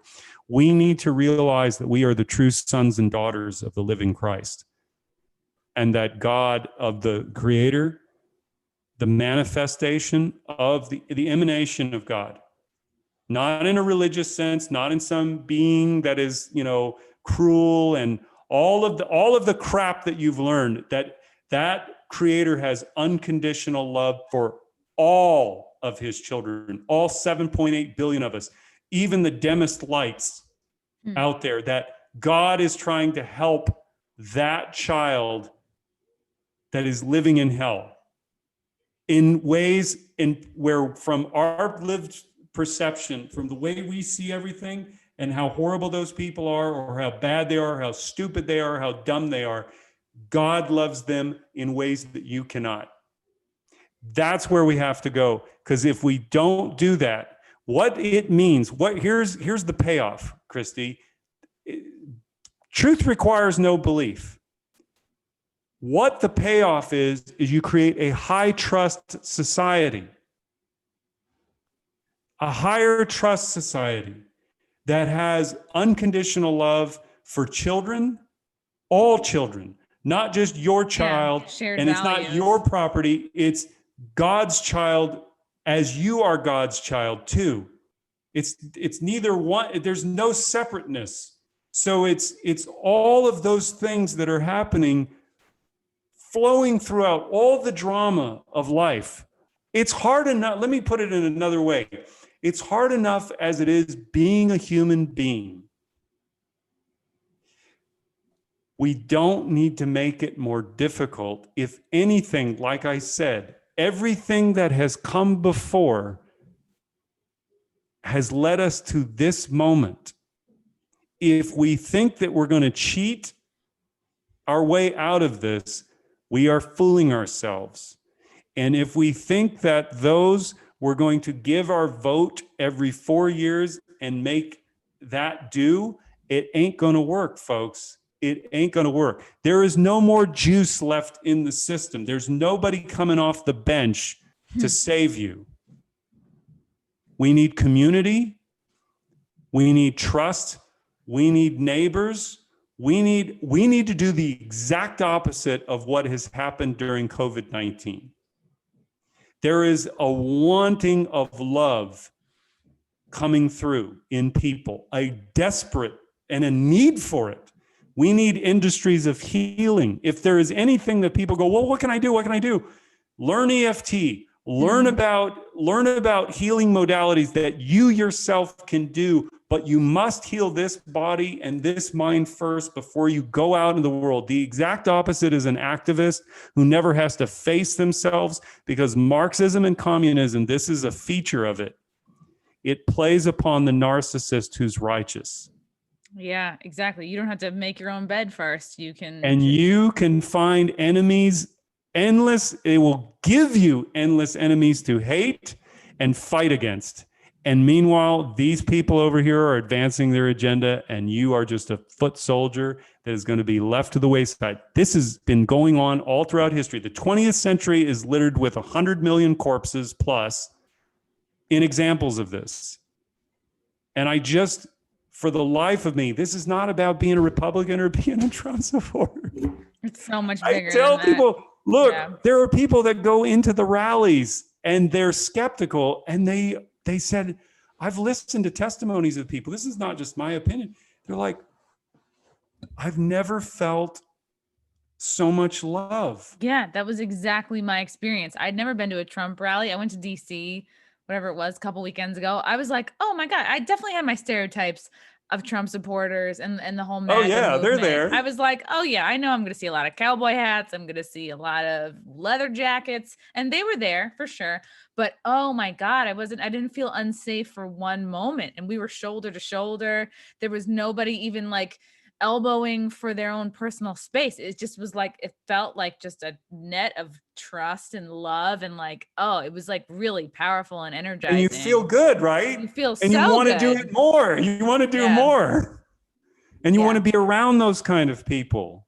Yeah, it was like whatever good feeling you get from church or being with friends, or like whatever the best feeling you get after exercise. It's like all of that combined, you know. Yes. It's like you felt like you were on drugs. It was just, oh, you're like, oh, That's this is what feeling love feels like. That's what a child is when they play. It really is. That's what the child can't express it. But that euphoria, just watch a baby when they're, that's us. We just have forgotten that. We have forgotten what it's like to be a child at play, because we have bills. No, we do. But that shouldn't be our lives. We're not meant to be machines. We're not meant to be empty vessels where they can project an agenda onto us. It's actually just go awaken to who and what you are in all of your bizarre and crazy expressions as you find your way through this world and this life, and love yourself in the process as much as you can, or try what you can to give to yourself. Don't seek, in any time you seek out those answers in others or in the world, you will get lost in the world. That is what you're going to, and this is the part that's why I'm telling everyone this, is because you're going to see that happen. It's going to be not as bad as it could have been, but the carnage of this system is going to be felt not on a mass scale, I don't think, because again, it's not to their advantage. I'm talking about the anti-globalist group that is fighting right now. Mm-hmm. It's not to their advantage to hand everybody a shit sandwich in 2021. Okay. Everybody, this is if the globalists get in, we will be begging to come back to this moment right here, right now, where we're at right now. We will be begging to come back in a year from now. That's how bad these guys.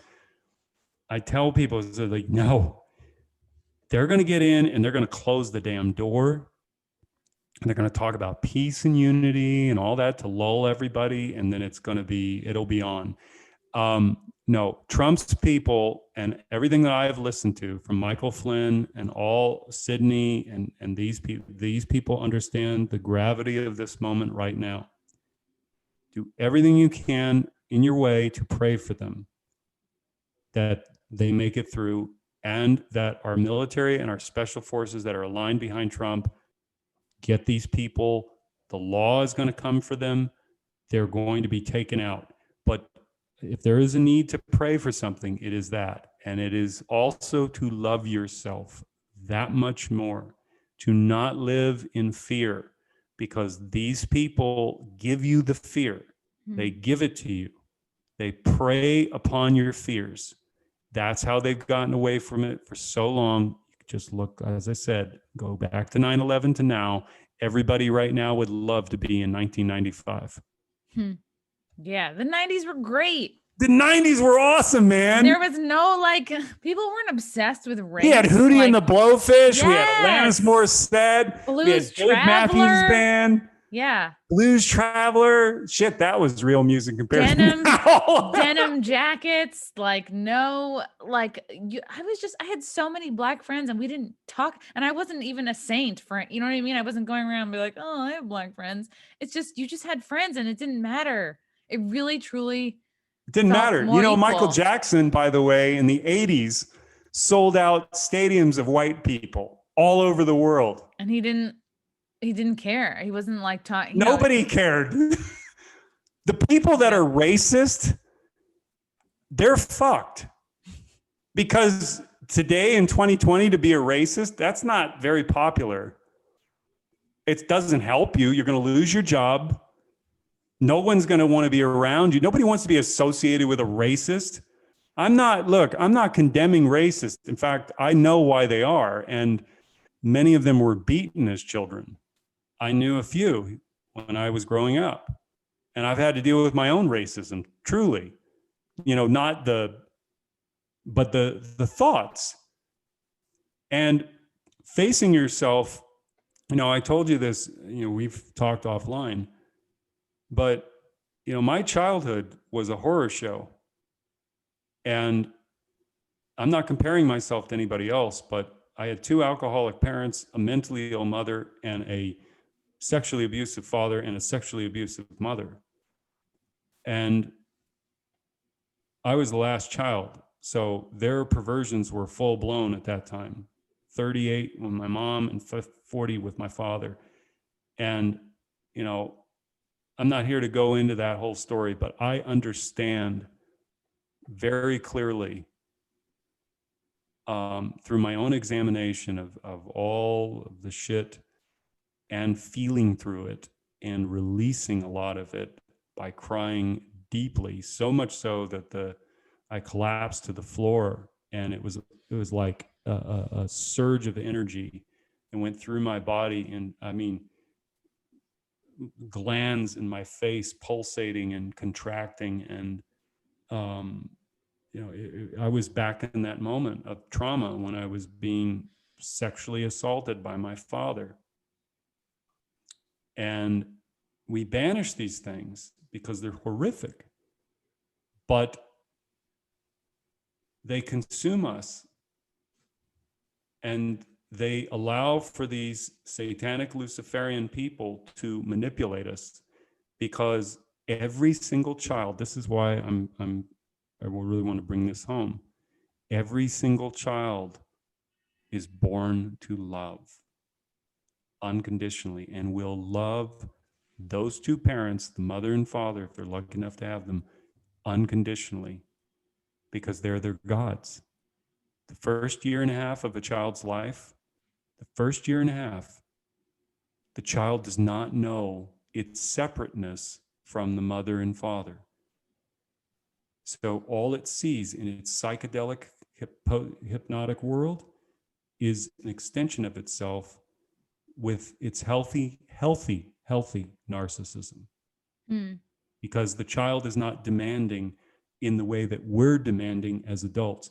The child is needing your attention so that it can get fed or changed or moved or adjusted or whatever its needs Yeah, are. it needs a hug. Yeah. It needs the hug. And so if you're looking at that child and you're saying, that little stupid brat, ask yourself where that came from. Ask yourself if that didn't come from your own lived experience first, and your mother or your father, and you'll start seeing a pattern develop over time.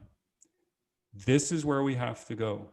If we are going to get out of this crap, this is a child abuse system. This is a system of death. COVID-19 is the exclamation point of their system of death. But it is an abusive situation. It is an abusive system. And if we continue to ignore the realities of child abuse in all its forms, with human trafficking and Jeffrey Epstein and pedophilia right out in your face, $150 billion a year industry, 40 million people a year captured and sentenced to that hell. Wow. 40 million people a year, 2.5 to 5.5 million children every year. And they most of them don't live past 7 or 8 years old. We cannot have a dualistic system or a reality where that is allowed to continue when we have all of the capacities with the surveillance tracking capabilities of this phone. Yeah. That 800,000 children every year in this country go missing.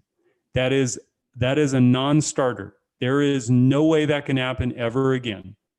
Because if we allow that to happen, we are going to drive ourselves into a hell that we have not yet seen. And I don't think, and for the people who say, F it, this whole thing, fine, go be by yourself. Leave the narcissists, leave the sociopaths, leave all of these people alone. Do not try to go out and convince them to change. They need to deal with themselves. They need to follow their ego to its logical conclusion, to where they're alone for the first time in their life and not preying on other people.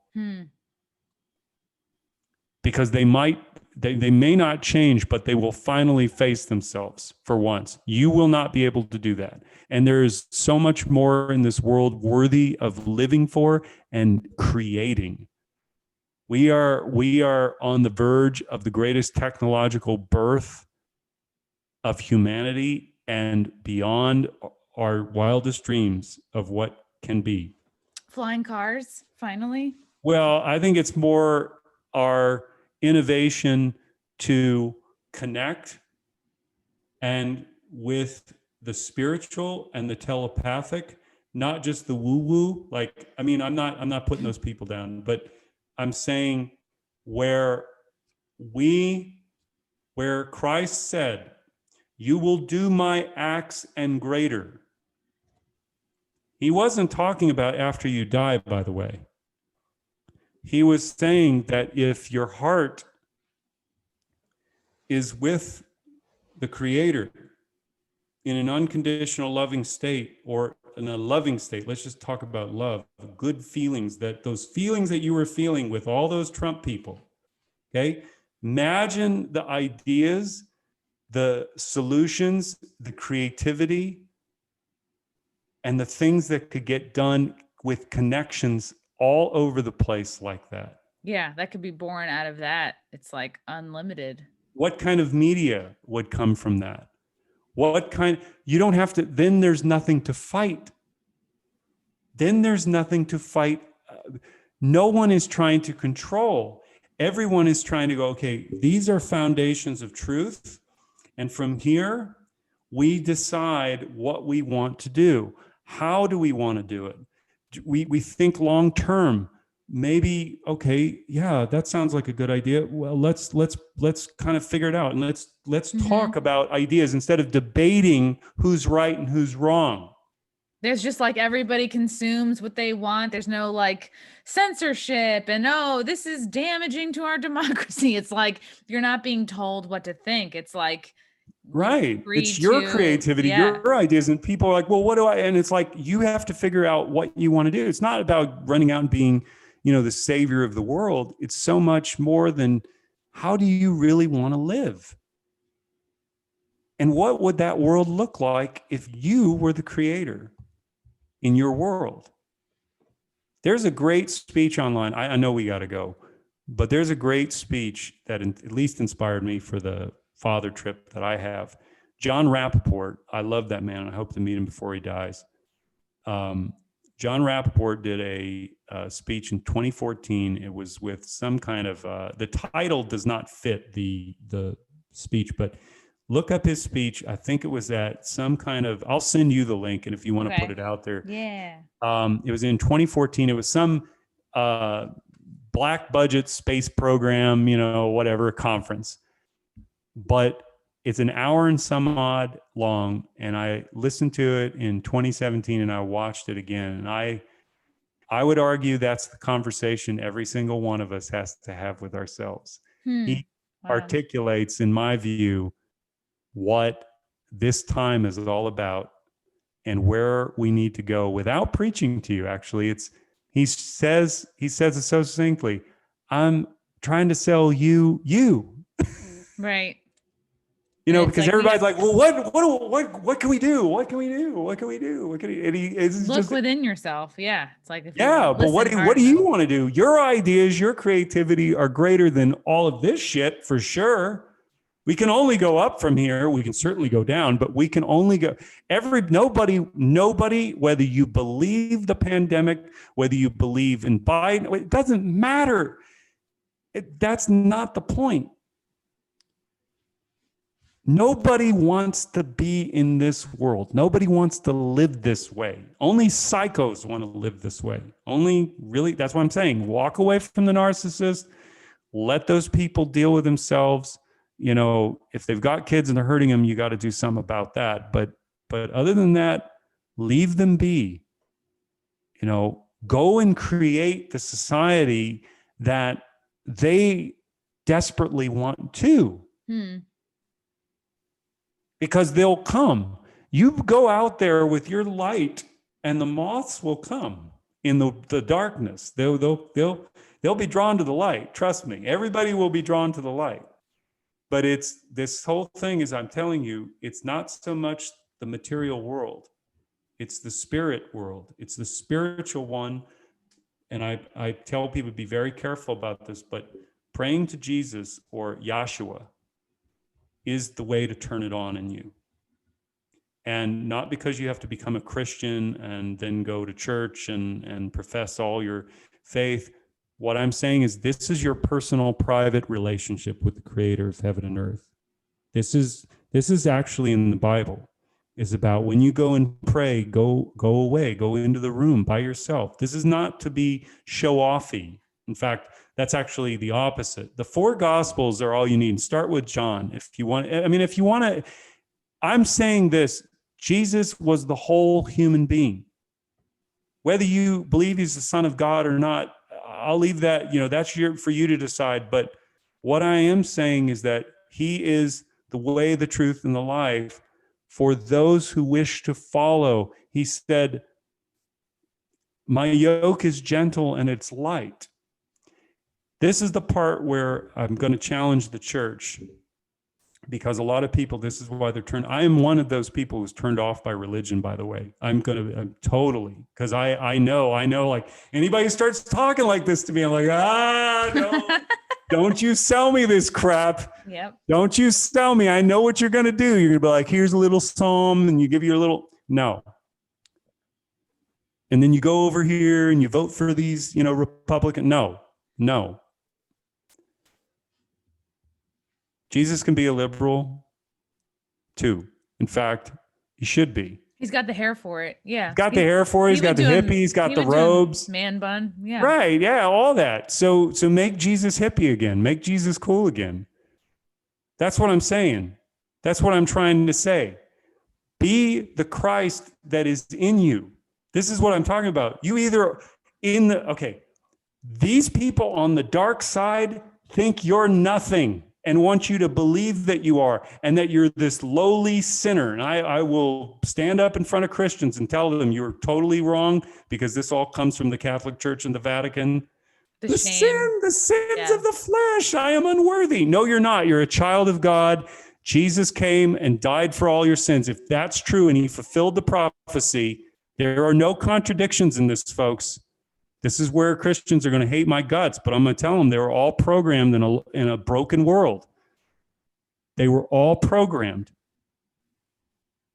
He died for all our sins, and there is more to it than just that, but that is multidimensional, and that means you already are it.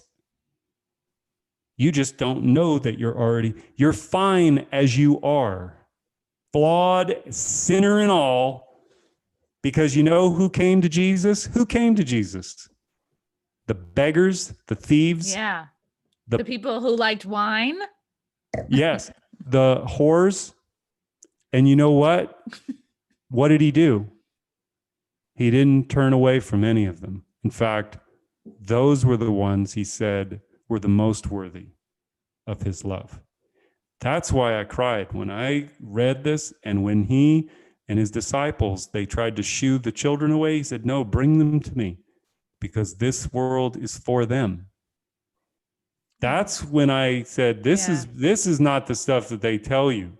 No, They not at don't all. want you to know. It's like, oh, you're unworthy and God is beyond you and is far away and you're this lowly, thing. And no, you're not. You're not. And I'm not saying, oh, the ego, I'm God. No. That's the part. You were born with an ego, which you have to deal with. Right? That's the human part. But I'm talking about this dwelling within in the eternal being. We're human beings, human of the form of the mortal, being of the eternal, of the formless. And we either are something on this planet, in this place, in this cosmos, or we are not. And if you think that the church and the people who govern this realm from the old program, Catholic Church, hundreds of millions of dollars in settlements for pedophilia and sexual assault and rape, are going to tell you that you are something, they're going to let you know, they're going to let you know what you are, what you truly are. When they do that to children, as I said, what they do to children, they do to all of us. Folks, I love you all. I just want people to awaken to the true essence of who they are and begin to live it. And even if it takes your belief at first, a leap of faith to walk into the unknown, you will begin to liberate yourself as the days and weeks and months go on, and you will continue to walk that path and struggle as you might, fall back as you may, take 2 steps back, put 1 forward.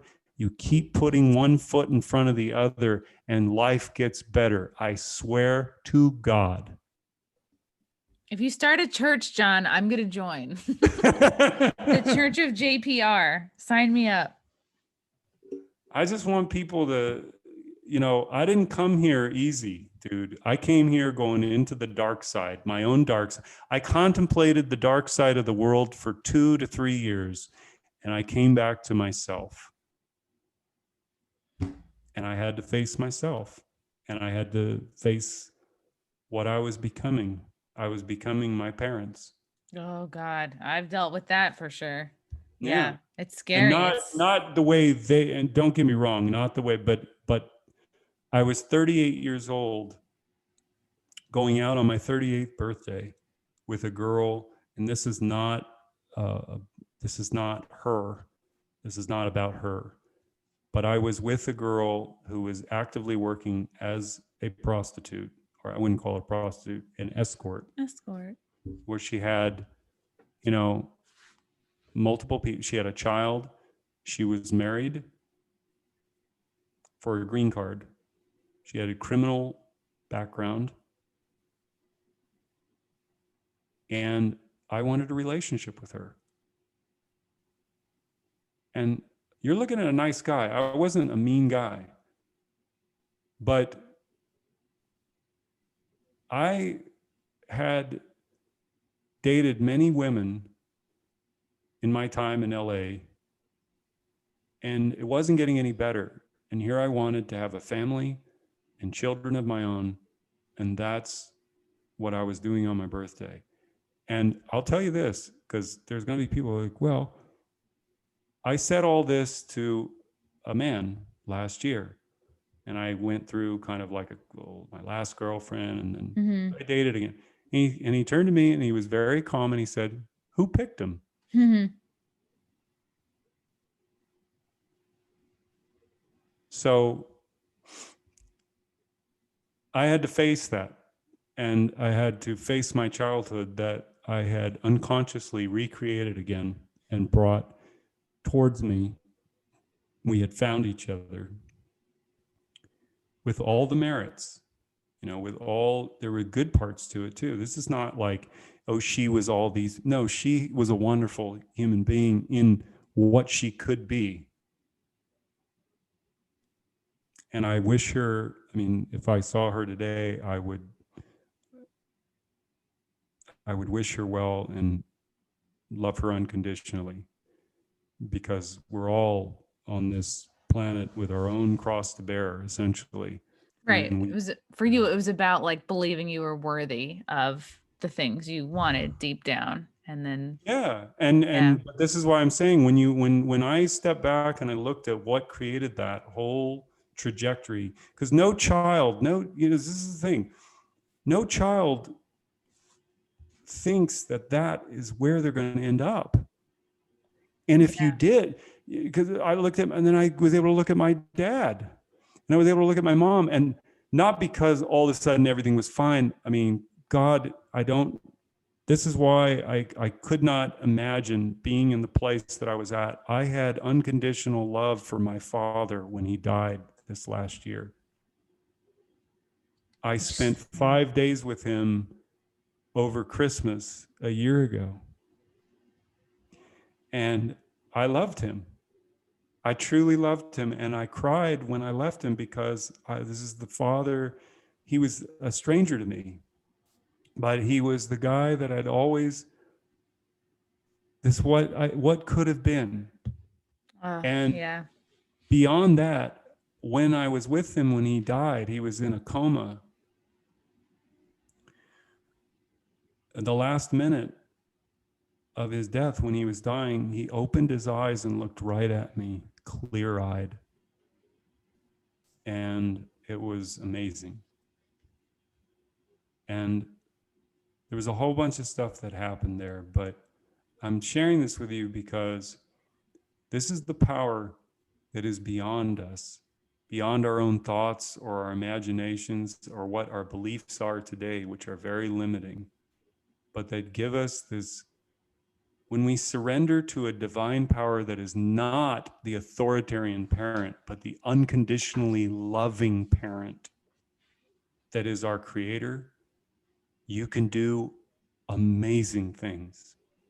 You can forgive those who today you would say, how could you? The man that I forgave, and not forgave because I commanded, I forgave myself. I had unconditional love for the first time for myself. And as a result of that, I had forgiveness for him, because I could see that my suffering was his suffering was my suffering. And that if that child had a choice in his life, he would not choose to have lived the life he did. He was born into wealth. He had education. He was a brilliant businessman and a brilliant athlete, and he had everything, and he lost everything.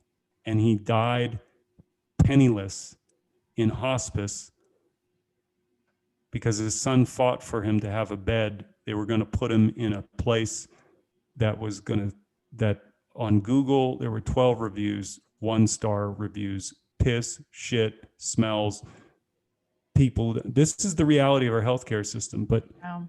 I fought for him to have a bed, to have some dignity at the end of his life. And I saw the beauty in that man this is a man who raped me. It's amazing you were able to get there. That's like, I don't know.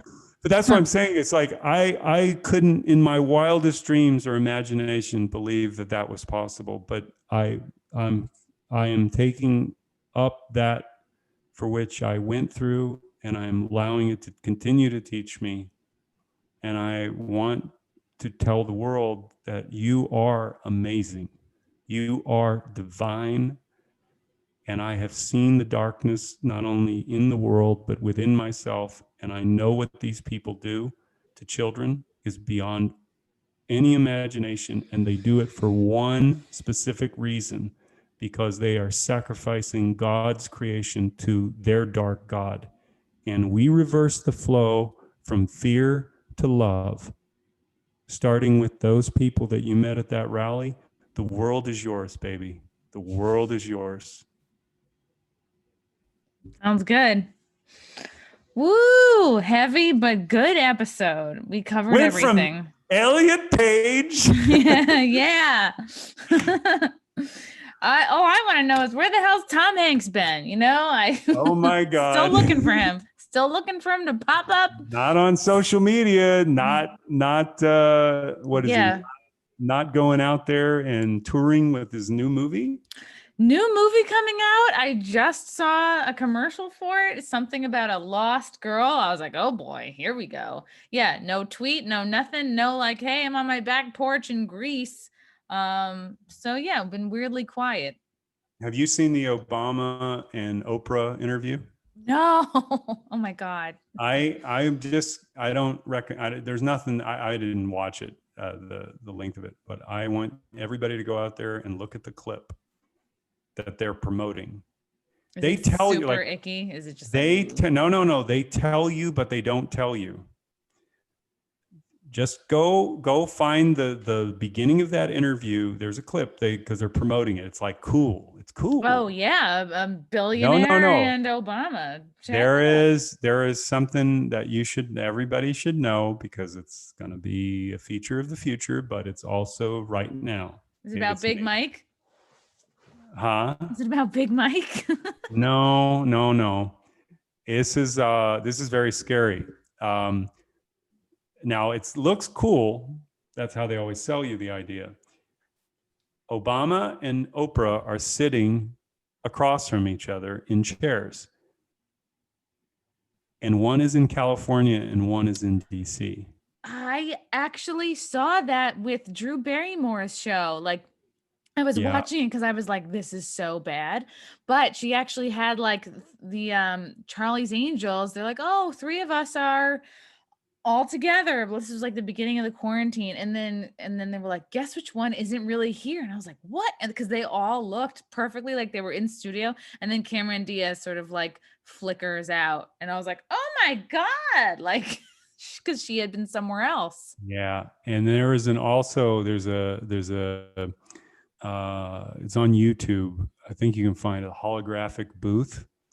There's a guy who literally just walks right in front of the camera, and in the booth next to him, it's a 3D image of him. You can't tell the difference between him and Wow.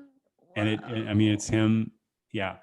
This is the scary part, because the thing about Tom Hanks, the reason why I'm bringing this up is because everybody who saw Tom Hanks on Saturday Night Live hosting from his house knows that wasn't his house.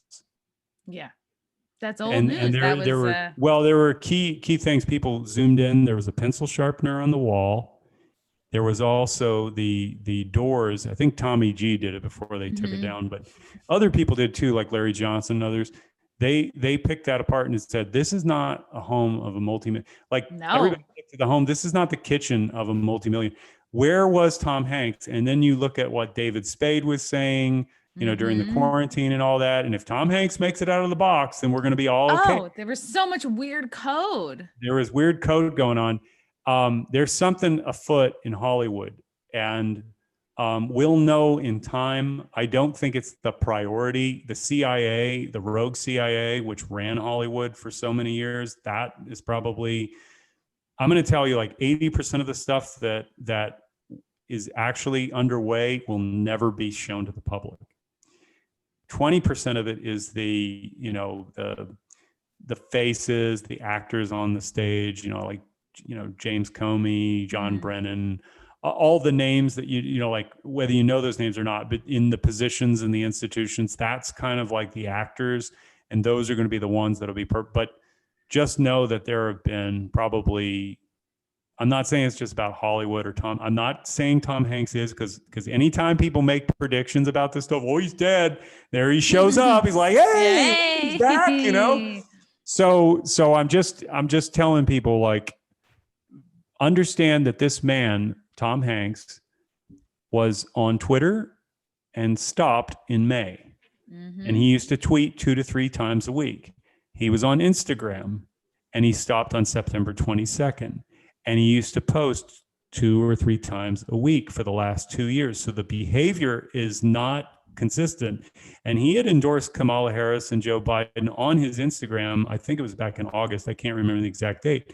But where is he now? I mean, this is the guy, if you go back and look at Tom Hanks, he was at CERN. He was at ceremonies. He was an ambassador of a lot of different things, and he is nowhere to be found, although he's still in the news. He's still in the news in, I forgot what kind of, he was named to some board or some charity or something, but there's not him on video doing the speaking. It's not him doing a quote. So something's going on. We're going to find out. Epstein, Maxwell, all of this stuff. I am betting money that 2021 into 2022, you're going to be seeing these perp walks and all the crimes of different people as they go through. Trump's got to get in. That's got to, this whole thing's got to be resolved. Once that's resolved, it's a whole other world. These criminals, these are people that are criminals. Yeah. They're going to be put away, period. They cannot hold them, Donald Trump, this is the thing I'm just going to tell people. What most people don't realize is that he is a president who is the least, I'm not kidding you, he's the least powerful president we have ever had. Because he's not connected to the No, it's not that. It's because the way that they were going to do this, you're going to find out, was a restoration of all the institutions.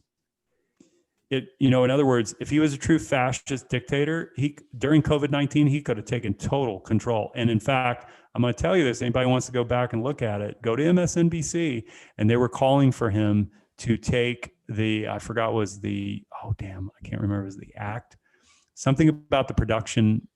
There was a certain act, I used to know it by name, but the deep state was begging him. They were saying, why doesn't he do it? Why doesn't he take federal control? Federal control of COVID.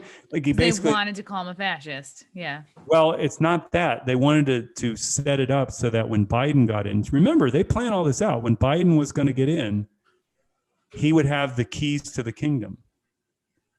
This is the danger of these people. Everything that they tell you, they're telling you with their spin on it for your belief, for the audience that's serving, but they don't, you don't know that what they really are saying is that, yeah, we want him to enact that, because turning that off is much harder than turning it on. Wow. You can't undo these things without, so everything you're watching with Amy Barrett Cohen and Clarence Thomas swearing her in, this is called a restoration. They're going through and they're restoring all the institutions one at a time through ritual. I'm not diminishing them, but it's public ritual. And they're fighting the deep state. And when they get rid of the deep state, it's not going to be like business as usual. The Federal Reserve is gone. Federal Reserve wasn't even a government agency. It was a private corporation. The Federal Reserve is gone. They're going to turn on the quantum banking system. There's going to be a new American dollar. And what I am told, if this is true, and you can go to Charlie Ward's channel, what they're going to do is that he recovered trillions of dollars overseas from all of these people who had been keeping their money, not just in tax havens, but we're talking about, like gold and everything else. Wow. They're going to pay down all the debts.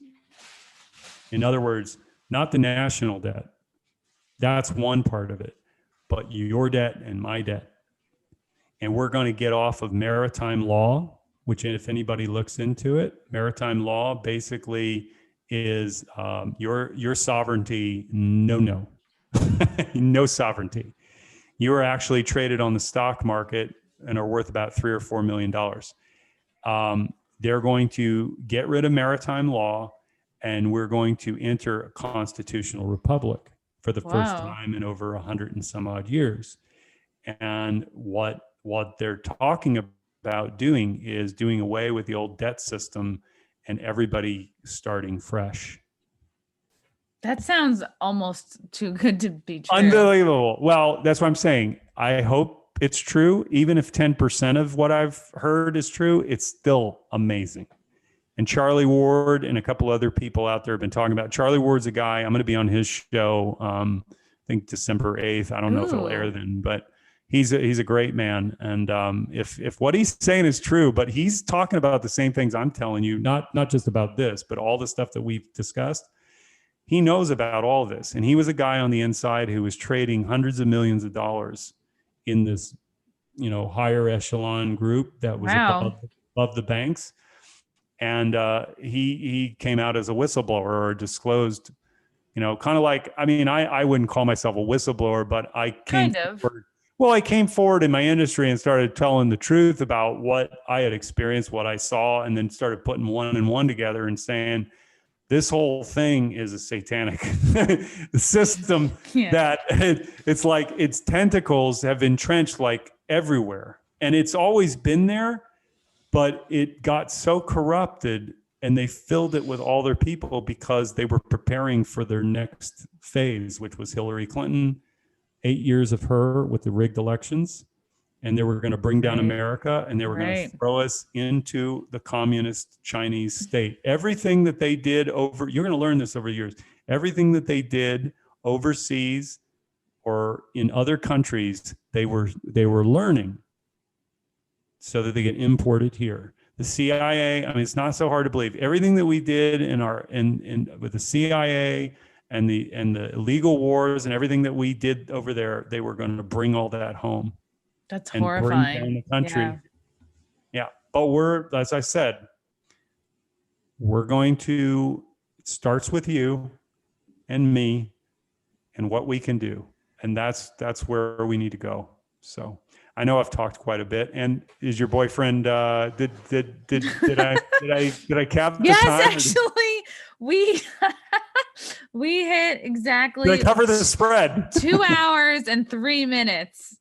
Woo! But it flew by, John, and we really covered everything and then some.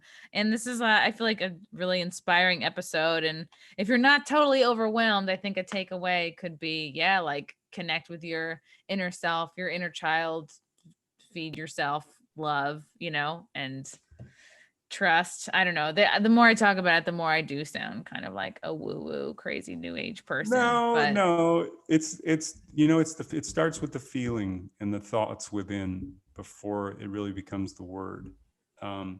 One thing I'll say is that this is I'm not going to get this quote exactly right, but it came from Alan Watts, who was quoting a Zen master. And he said, the words do not give the meaning. The meaning is given from the knowing. The knowing is what gives meaning to those words. The words point in the direction, but to find it for yourself, that's really the key. Is the knowing for yourself requires no belief in it, and then there is only the truth in front of you, and everything else is to seek out that truth question it in every which way. That's the thing. There's no dogmas, ideologies, beliefs. It's to question everything. God, as I say this is why religion is so ridiculous. 1 + 1, folks. You're children of God or you're not. If you are, and he has unconditional love for you, and he sent down his son to die for all of our sins, to be forgiven to eternity, then what are you here to do? What are you here to do? Run around and fight each other over beliefs? Run around and try to convince each other who's right? Work, pay bills, Jesus said, yeah, well, all of that is true. But if that's all the meaning is in the world, then you will get lost in the world, and that will be your life. And it will be a missed opportunity where all that play and all that love that was there at the beginning is extinguished. And you'll come to the end of your life and you'll realize that you're not going to take any of this with you. So, and it's not about not having nice things. This is not what I'm talking about. But if our identity is in those things, as to what our value is, as to if that's what it takes for you to feel important or validated, that's where you need to start and go, everything in this world as it's projected in this year should tell you that there's something of a collective insanity, a sickness, an addiction. And if you want to stop the addictions, you must heal this person first. I mean, it's not a thought. It's not a thought alone that gets there. It's this being inside of you that has always been with you, this presence that's always been with you. And we have lost ourselves in this world, this satanic world that they have given us since 9/11 to now. This is not that hard to figure out. I mean, we just contemplate everything that you've watched over the last 20 years. You can go back before that, but that is the real movie right there. 9/11 to now. To COVID-19, 9/11, COVID-19. Bookmark it. Book one end of the book and the other end of the bookmark. It's right there. And you have all of that to watch and learn from and reflect upon and examine, and then go, I'm going to face my dark side. Here's the key. Face your dark side with unconditional love, and you will master it, because it is never ending. Unconditional love to your dark side. You don't have to hate yourself. You don't have to avoid it. You don't have to. It's being with yourself in the quietness, rather than making everyone else a distraction or an illusion or some next great thing that you've got to do and race off to go do. In fact, the moment you make the connection with the child at play within you, then the world is it. You're already there. You're already there.